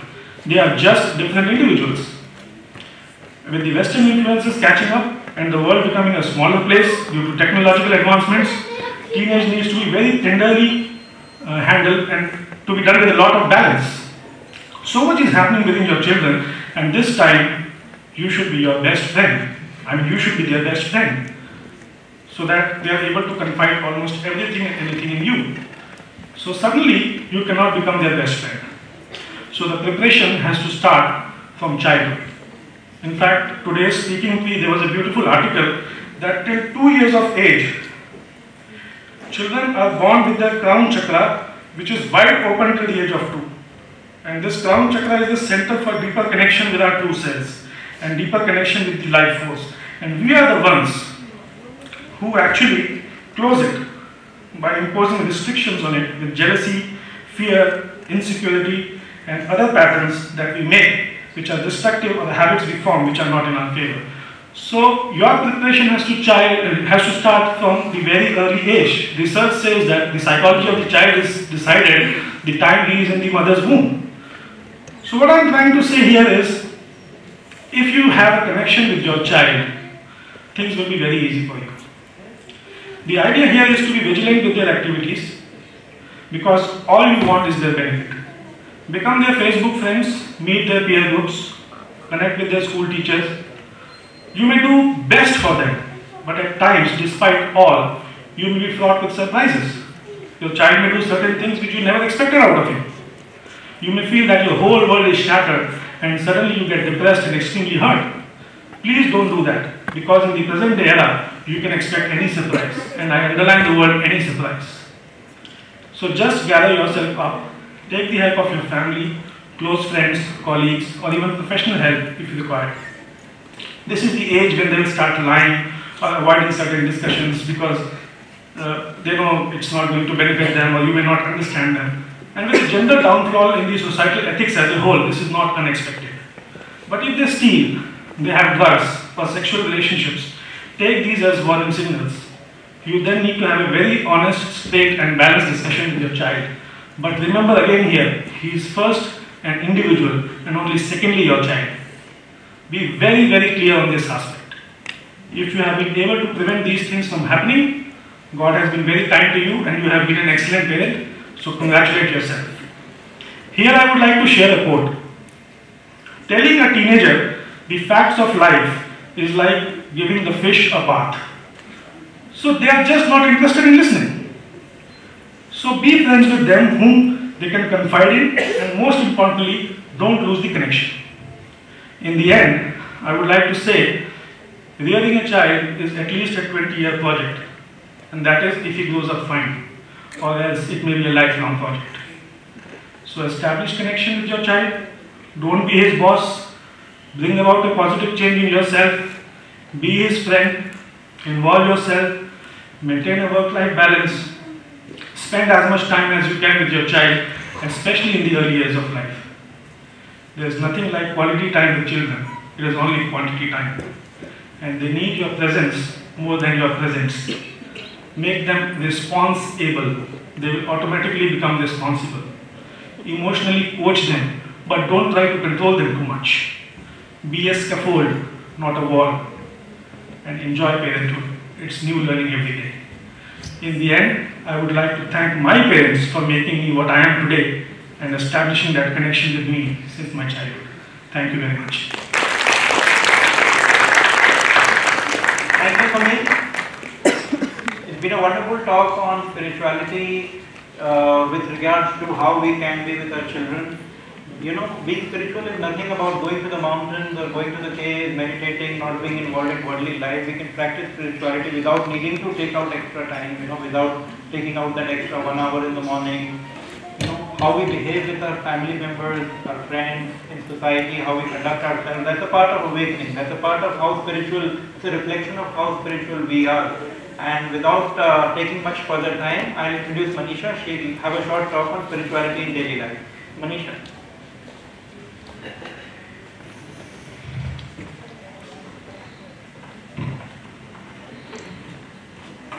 Good afternoon, friends. A warm welcome to all of you, and it's really a pleasure to see you all here. Are you overdosed? I just want to assure you that this is the last talk of the day, so be assured, and I'll try to make it more interactive. Well, spirituality in our day-to-day life.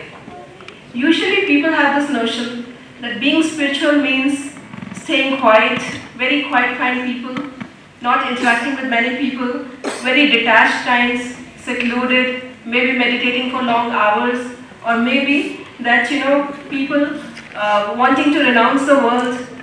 Is that all? Is that really true? Let us look at another dimension. Spirituality, does it only mean this? No. We have another dimension in day-to-day life. Okay, let me ask you, what do we do if someone shouts at us? How do we react in such a situation? Anybody would want to share? What do you do? Somebody is shouting? You know that probably that is what we do, you see. That is what most of us do. So let us examine this. So what are we doing with this? When this happens, what exactly are we doing? We are creating a negative karma for ourselves. By shouting back, this is a negative karma. My friends have recently told you that this moment actually contains all the three, past, present and future. So by, replying back, we are generating a negative karma for ourselves. And if we look at the other part of it, that we are shouting back, so that means we have become so big that we have started judging the other soul. The other soul that has a God consciousness. So we have become now so big that we have started judging the God consciousness, which is just not true. So what should we do? How many of us can become really neutral in this situation? Very difficult. So we can actually do it by our spiritual practices. And we must not forget that as we are souls, others are souls too. So our source is same, our essence is same. See, Kabir Sahib has beautifully described it. Awwal Allah Noor Upaya, Kudrat de sab bande, Ek Noor de sab jag upjya, Kaun bhale kaun mande. Just like us, others are soul too. So if this realization starts coming, that we are not separate from this duality ends, that we are all one, we are all from the same source, the reactions start changing. The situations do not change. Our angle of vision starts changing. Now let us look at another example. The reverse of it. How many of us lose our anger in a situation? Maybe once in a while or maybe like all the time. How many of us? Given a situation that which is not the same as we are expecting it to be, how many of us lose anger? I think all of us. Answer is all of us. I have not met a person who would say no, I stay calm. But no. What can we do? Usually when we think wrong, we start thinking wrong, we start saying wrong, and we even start performing wrong things. You know, when we think the situations are not happening in accordance to how we want it to be. But let us examine again the situation. What are we doing? Again, we are harming ourselves, you know, by creating negative karma. And if we succeed in harming the other person, which is the sole goal at that very particular moment, that we need to hurt that person too, maybe with the same intensity or maybe a little more. So what are we doing? We are helping that person, because the law of karma is that that person is going to be helped in some form of positive compensation, and we are going to have negative compensation. So even from a selfish point of view, we are harming ourselves, right? So can we say that like anger is something like a poison that actually we are drinking, but we are expecting the other person is going to die? That doesn't happen. So having, you know, spirituality in day-to-day life, which can happen only by daily practices, we begin to realize that, you know, we are all one again, and our reactions towards oneness changes. How we react towards our own child may be a little different from how we react for an outside child for the same situation. Maulana Rumi has beautifully said that raise your words, not anger, not voice. It's the rain that grows flowers, not thunder. So dear friends, by being balanced in life, or not getting angry in a situation, or being very equipoised in the situation, it can really be an example that how can we be spiritual in our day-to-day life. It is that stage of life that when we begin to realize that I'm not this hair, I'm not the skin, but I'm the soul that lives within. So our situations are the same, it's only the angle of vision that has changed. And in this situation, when the oneness comes, we stop blaming others. We stop, you know, pointing fingers at others. We start thinking the problems in our own selves. We start analyzing our own thought processes. Guru Nanak Dev has beautifully said that once, you know, we get immersed in his name and we do not need the wine of this world. Now we are immersed in his name. And Naam Kumari Nanka Chadi Rahe Danra. We do not need the wine. That wine is so ecstatic, you know, it is filled with divine ecstasy that we always behave the way we will behave with our very own people, even to outsiders, to the place where we work. Our angle of vision is completely changed, our behaviors change, we become very compassionate, we are filled with love. That is what the spirituality, you know, how we can bring spirituality in our day-to-day life. Let us look at another example now. How many of you keep fast? Maybe on various occasions, or for that matter, Karwa Chauth, most of the ladies would keep. And what do we do on that day? Any one of you? What do you do on the day of fast? Yes, you see? Now look at the ritual, why was it started?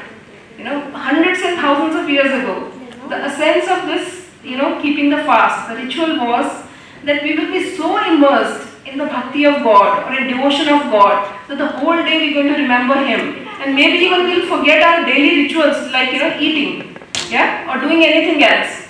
But what has happened in today's time?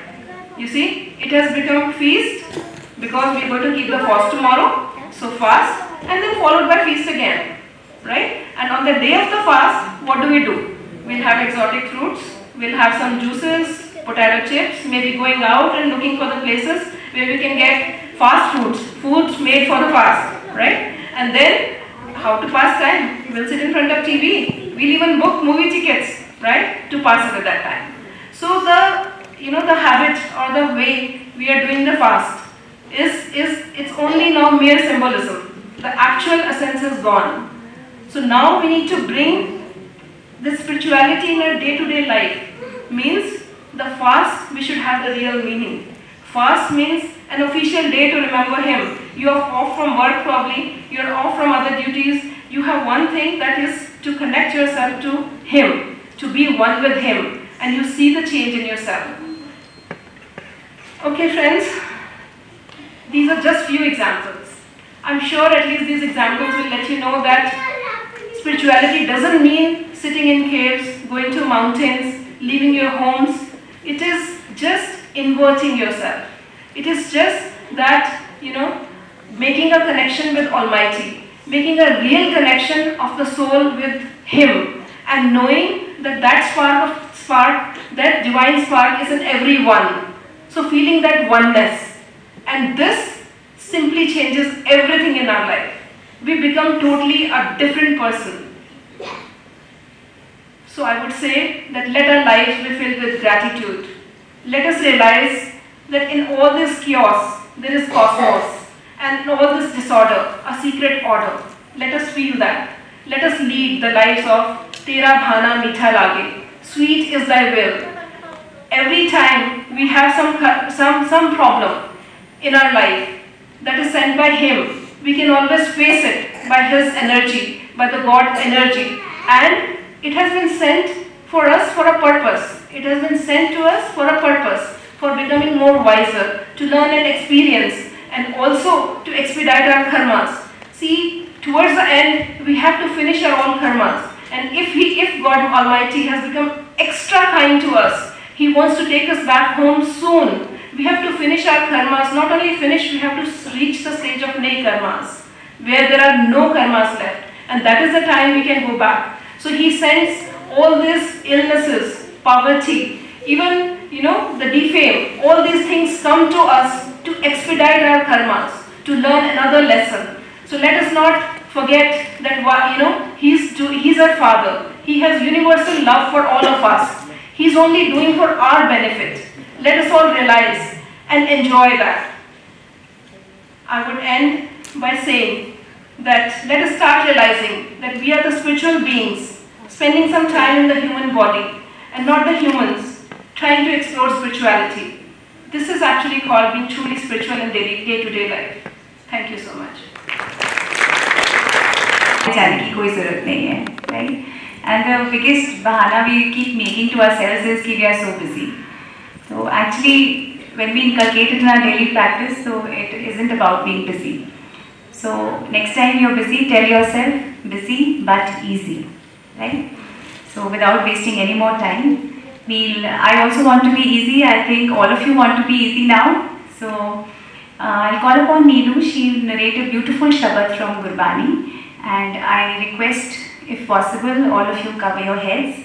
You can now sit back, relax, close your eyes if you want to, and listen, and let His love flow through you.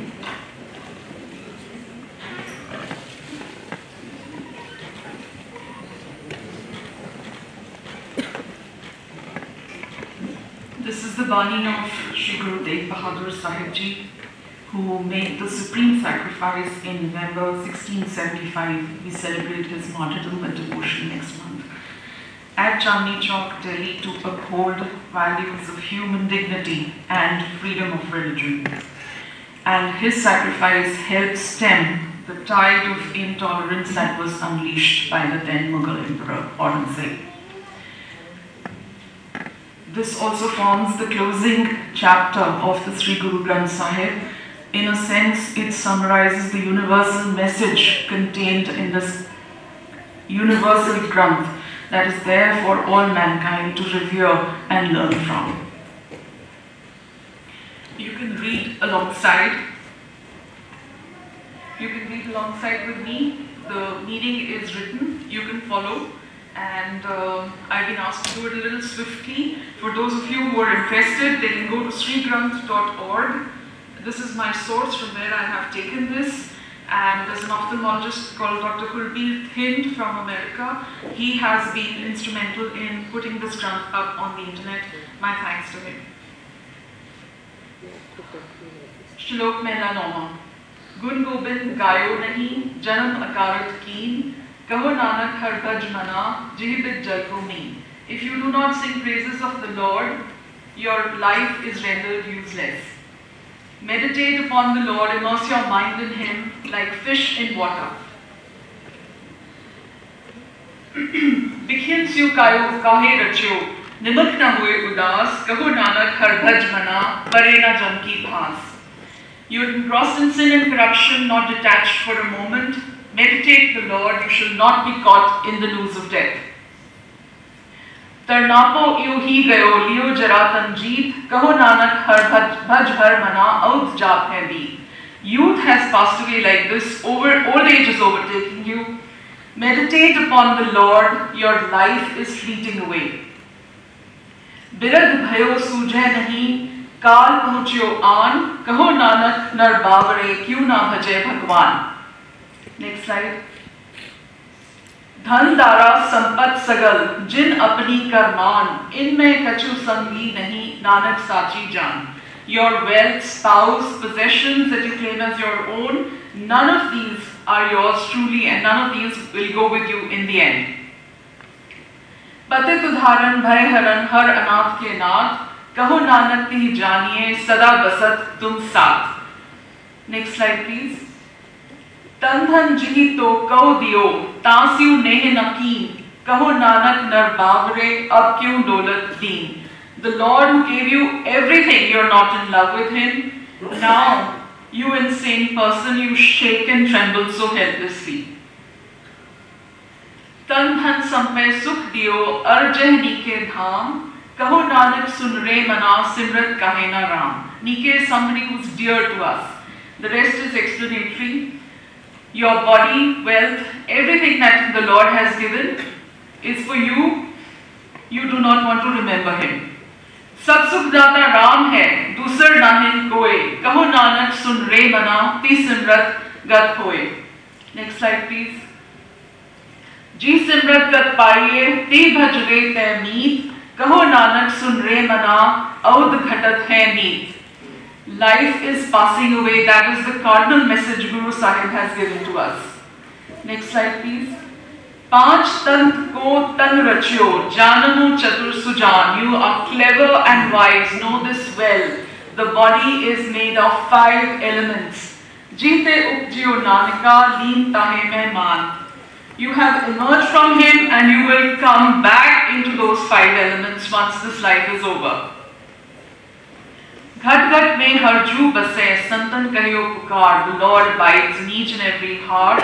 The saints proclaim this as true. कहो नानक ती भज मना भवनित उतरे पहाड़. Meditate upon Him. This terrifying world ocean will be crossed. Next slide please. सुख दुख जी परसे नहीं लोभ मोह अभिमान, कहो नानक सुन रे मना सो मूरत भगवान. This is important. One who is not touched by pleasure or pain, greed, emotional attachment, egoistical pride. Such a mind is the very image of the Lord. Next slide please. Ustat nindya nahi ji kanchan lo saman, kaho nanak sun re mana mukat tahe te jaan. Somebody who is beyond praise and slander, for him iron and gold are alike. Says Nanak, listen mind, no, such a person is liberated. Harat sokh jaake nahi, bairi meet saman, kaho Nanak sun re mana mukat tahe te jaan. One who is not affected by pleasure or pain, who looks upon friend and enemy alike. Says Nanak, listen mind, such a person is liberated. भय काहू को देत नहीं, नहीं भय मानत आन, कहो नानक सुन रे मना, ज्ञानी ताहे बखान. One who does not frighten anyone, is not afraid of anyone else, such a person is spiritually wise. Ji bikya saghi taji, liyo bhek bairag. One who has forsaken all sin, wears the robes of neutral detachment. Kaho Nanak sun re mana, tehnar mathe bhag. Such a person has good destiny written upon his forehead. जी माया ममता तजी, सबते भयो उदास. कहो नानक सुन रे मना, तेघट ब्रह्म निवास. One who renounces Maya and possessiveness and is detached from everything else, says Nanak, the Lord abides in his heart. जी प्राणी हौ मैं तजी, करता राम पछान. कहो नानक वह मुकत नर, इह मन साची मान. That mortal who forsakes egotism realizes the Creator. Such a person is liberated, that is true. Bhai nausan durmat haran, kal mein har ko naam. In this dark Kalyug, the name of the Lord is the destroyer of fear, the eradicator of evil-mindedness. Nistin jo nanak bhajay, sakal hoye tahi kaam. Somebody who remembers the Lord every day sees his work brought to fruition. Jihva gun gobind bhajo, karan suno har naam. Vibrate with your tongue the glorious praises of the Lord. With your ears, listen to His name. Namo Nanak sun re mana, bare na janke dham. And then you should not have to go to the house of death. You will not be caught in multiple incarnations. Jo prani mamta tajay, lobh moh ahankar. Somebody who renounces possessiveness, greed, emotional attachment, egotism, says Nanak, he himself is saved. Kaho Nanak apan tare auran let udhar. That he himself is saved and he saves as many others as well. Jiu supna arpetna aise jag ko jaan. Like a dream and a show, this is the world you must know. Inme kach sacho nahi, Nanak bin Bhagwan. Nothing is true without the Lord. Nistin maya karne, prani dolat neat. This is the summary of the life we lead. Night and day for the sake of Maya the mortal wanders. Kotan mein Nanak ko Narayan jeet jeet. In the millions of us, there is scarcely one who truly has the Lord enshrined in his consciousness. Jaise jalte budbude upje bin se neat. As the bubbles in water well up and disappear again. Jag rachna taisi rachi, kaho Nanak sun neat. That is how this creation is. Listen, my friend. Prani kachu na chetei mad maya ke and. These are lines resonating. Prani kachu na chetei mad maya ke and. We are so intoxicated by Maya, we do not want to remember the Lord. Kaho Nanak bin har bhajan, parat dahe jambhan. Without meditating upon the Lord, you are caught in the noose of death. Jo sukh ko chahe sada saran ram ki le, kaho Nanak sun re mana, durlabh manuk de. If you yearn for eternal peace, seek the sanctuary of the Lord. This human body is difficult to obtain. Next slide, please. Maya karan bhavahi, murak log ajan, kaho Nanak bin har bhajan, birtha janam siran. For the sake of Maya, we run all around. And without the Lord, life passes away uselessly. Jo prani nisdin bhajay, roop ram tih jaan, har jan har antar nahi, Nanak sachi maan. Somebody who, sukh mein bahu sangi, next slide. Sukh mein bahu sangi bhai, dukh mein sang na koy. In good times there are many companions around, in bad times nobody. Kaho Nanak har bhaj mana, ant sahai hoy. Remember the Lord, He is our only support in the end. Janam janam dharmat phiryo, mityo na janko tras. Tras is fear. We have been through countless lifetimes, the fear of death still pervades. Kaho Nanak har bhaj mana, nirbhay pavo bas. If we remember the Lord, we shall dwell in the fearless one. Nijkar dekhiyo jagat mein ko kahu ko nahi, Nanak phir har bhagat hai, tehra ko man mahe. If you look upon the world, nobody belongs to anyone else. And enshrine this in your heart, Only the devotional worship of the Lord is permanent. जग रचना सब झूठ है, जान ले हो रे नीत. The world and its affairs are totally false. Know this, my friend. कह नानक फिर ना रहे जीव बालू की भीत. Balu is sand. The world creation is like a wall made of sand. It will not endure. Some of my favorite lines: Ram gayo, Ravan gayo, Jako bahu parivar. The high and mighty also have a tenure. They will pass on. Kaho nanak thir kach nahi, sapne ju sansar. Nothing is stable. The world is like a dream. Chinta taki kijiye jo anhoni hoye. Become anxious when something unexpected happens. Nothing is unexpected. Ihin bharat sansar ko nanak phir nahi hoye. Nothing is stable. So why should we be troubled? Jo jio so binas hai. Paro aaj ke kaal. Nanak har gun gaye le chhaat sagal janjal. Whatever is being created will be destroyed. Leave all other entanglements. Dwell upon the Lord. दोहरा बल छुटकियो बंधन परे कछु न होत उपाय. कहो नानक अब ओट हर गज जीव होए सहाय. My strength is exhausted. I am in bondage. I can't do anything. Says Nanak, the Lord is my support. He will help me as he did the elephant. बल हुआ बंधन छुटे सब किछ होत उपाय. नानक सब किछ तुमरे हाथ है. हाथ में तुम ही होत सहाय. My strength is restored by the Lord. Next slide. संग सखा सब तज गए, कौन अनिभ्यो साथ. कहो नानक ई विपत में टेक एक Raghunath. My associates and companions have deserted me, and in this only the Lord is my support. नाम रह्यो साधु रह्यो, रह्यो गुर गोविंद. कहो नानक ई जगत में किन जप्यो गुरमंद. Says Nanak, how rare are those who chant the Guru's mantra in this world.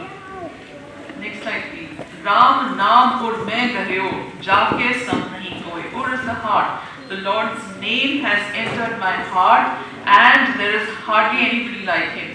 Ji simrat sankat mite, daras tuharo hoy. On meditating upon him, we get a blessed vision of the Lord. That is it. Thank you.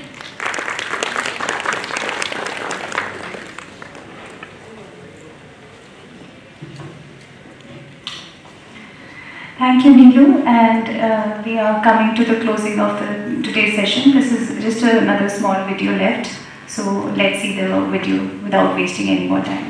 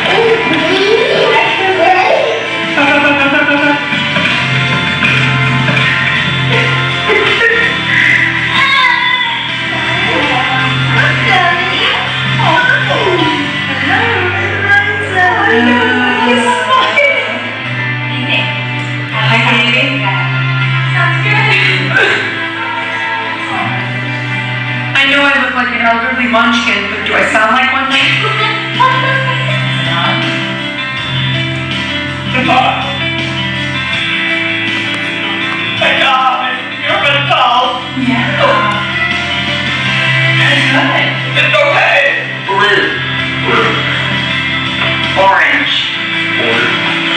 Red. Black.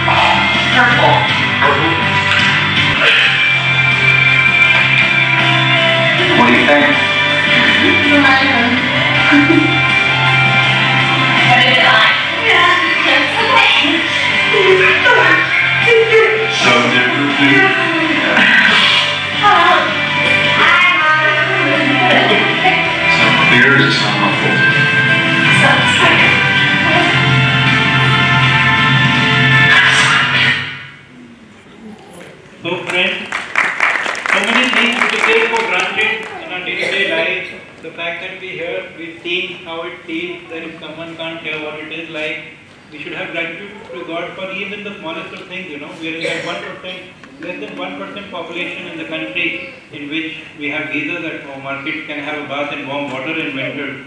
Do we express gratitude to God for that? We can see what's the situation of someone who can't hear from birth, and then suddenly how they get old and when they get to hear. Do we express gratitude to God so that we have air conditioners, we have cars? Our kids don't need to sweater it out in the summers. So it's very important to have gratitude. We forget to have gratitude for so many things in life. The fact that we can see, we can walk. Right now I'd like to share with you that we've been able to actually, we were pushed against the wall to do this short program. Very close awakening members, father-in-law has had a stroke and he's on ventilator in an ICU right now. Another person, she had a fracture of her foot and she's not been able to walk. Her mother is in the ICU right now. She collapsed and had a stroke last night. There have been so many issues and so many challenges that a lot of us have been facing. But the fact that we're here, we never give up what we learned. We have that God energy inside us. We should never give up. We should always teach our kids never to give up on any situation. There's only one situation in which we lose out in life. That is if we give up. If we fall down once, get up a second time. Fall down 2 times, get up a third. Fall down 6 times, get up a 7th. The only way in which you will miss out is if you give up. So never give up. Express gratitude to God. I always say there's a prescription. I'm a doctor. I don't practice, but I say there's a prescription for happiness in life.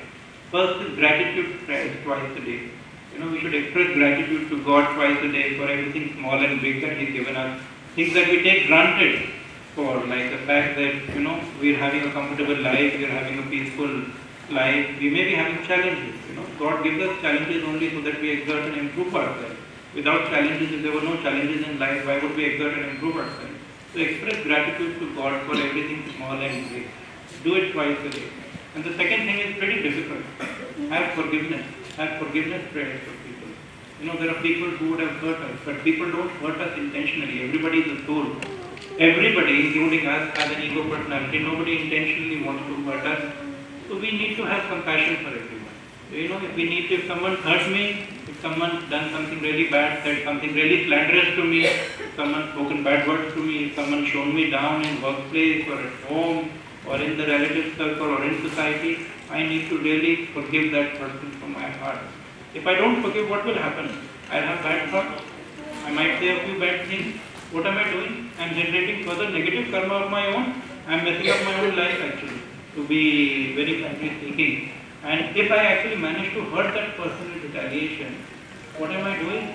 If I am very selfish, I also see that if that person has been hurt, the law of karma will eventually ensure that he is compensated and something good happens to him.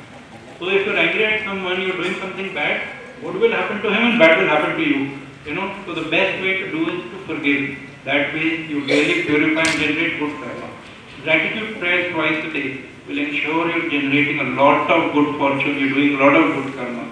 And forgiveness prayers twice a day, including to the people who've given you the most trouble, will ensure you stop generating negative karma. Both these things are very important. These are very small issues, but actually in the totality of things, if we do it on a daily basis, they become big. They start transforming our personality.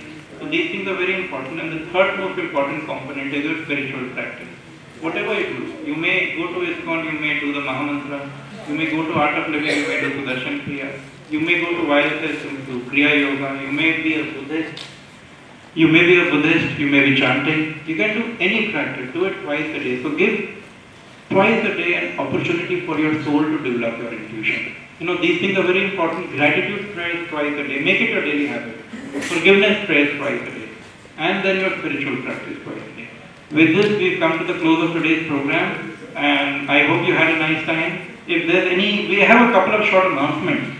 Like we've had this first gathering of the awakening group today. We'll be having smaller and shorter gatherings in the near future in your neighborhood. So if anyone is interested in meeting over a cup of tea in groups of 5, 10 or 15, you can always contact us. You have our numbers and we'll ensure that whenever a meeting is coordinated in your neighborhood at someone's house over a cup of tea, so we'll invite you over. The second thing is that, we've had Samir talk about importance of parenting and awakening as a parent. So one of the things we've also read in the newspapers, a lot of individuals well placed in society have suggested that Gita should be taught to kids from school. So as an initiative, what we're going to start up is that we've tied up with some professional educators. A couple of them are here today, and we're going to start Gita parties for kids in the near future. You know, we're going to imbibe, we're going to have workshops for small kids ranging from 4 to 13, and we're going to basically teach them not the theory or the shlokas of Gita, but we're going to try and imbibe the values in things like art and activity and games. So if any one of you would also want children in your household or in your families to attend those Gita parties, do let us know. And if anyone has any questions also, in fact, now you can, the floor is open to any questions and answers that anyone may have. Did you have a nice time? Yes. Any key takeaway points for anyone? Yes? I don't have questions. I've been doing all this in my life. I'm almost 60 now. But I want to say that we are all of us, each one of us, each soul. Let us call them soulmates, not comrades. I think we are feeling nourished, rejuvenated, enlightened, and with the spark of a wonderful human being. All of us go back home with a willpower and a flex that we shall be better human beings, humble, modest. There are 3 ways of nourishing the soul. Where is soul resides? Do you know where is the body where soul resides? It is the left side of the heart. You know we have 7 chakras in our body. All of you are aware of 7 chakras from Muladhara Chakra. But remember, the portion where you soul is your heart. And the heart is very sensitive to your life. You know how terrible we feel when we say, oh, heart problem. So I thank Dr. Rag. Let us all applaud him. And the doctors, all of them, kudos to them. And I hope we have 2,000 members, tomorrow there will be 20 lakhs. But the main thing is that soul as an individual particle of a body should be given the most important food. What is the food for the soul is? Simple. Gita ka Gyan. 3 parts hai. Gyan, Karma and Bhakti. You can be intellectual quest for knowledge. You can do good karma. तभी भगवान मिलता है.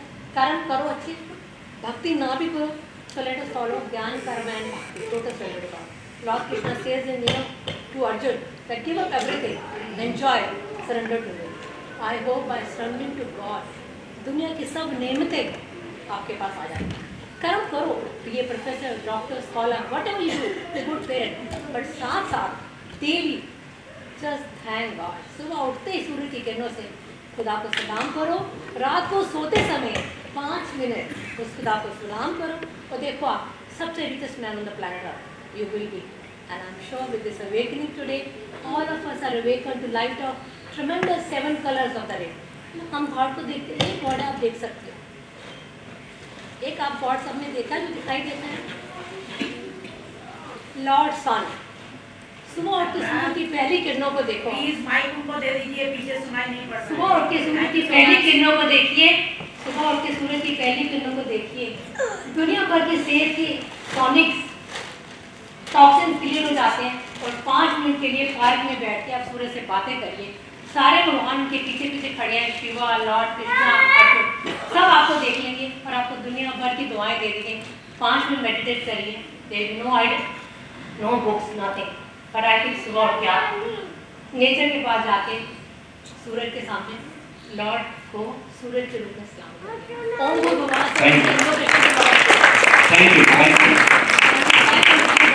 Thank you. So what's the good name? Pradeep. And what do you do, sir? Acha, which all, who are, can you tell me who are the different family members who stay in your home? My in-laws are staying. And who is? No, my wife and I. So basically your daughter, your wife and your in-laws. Okay, does God stay in your home?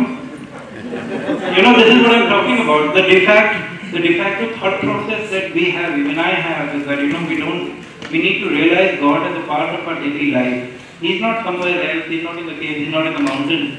We need to realize Him in our daily life. We need not take out time separately. As we heard Samir, we heard Manisha, spirituality in daily life, we need to start practicing it. We can supplement it with different practices like yoga, meditation. We need to start living, realizing God. That's very important. Anyone has any questions? Okay, thank you so much. Thank you everyone. Thanks for coming. Thanks for your valuable time.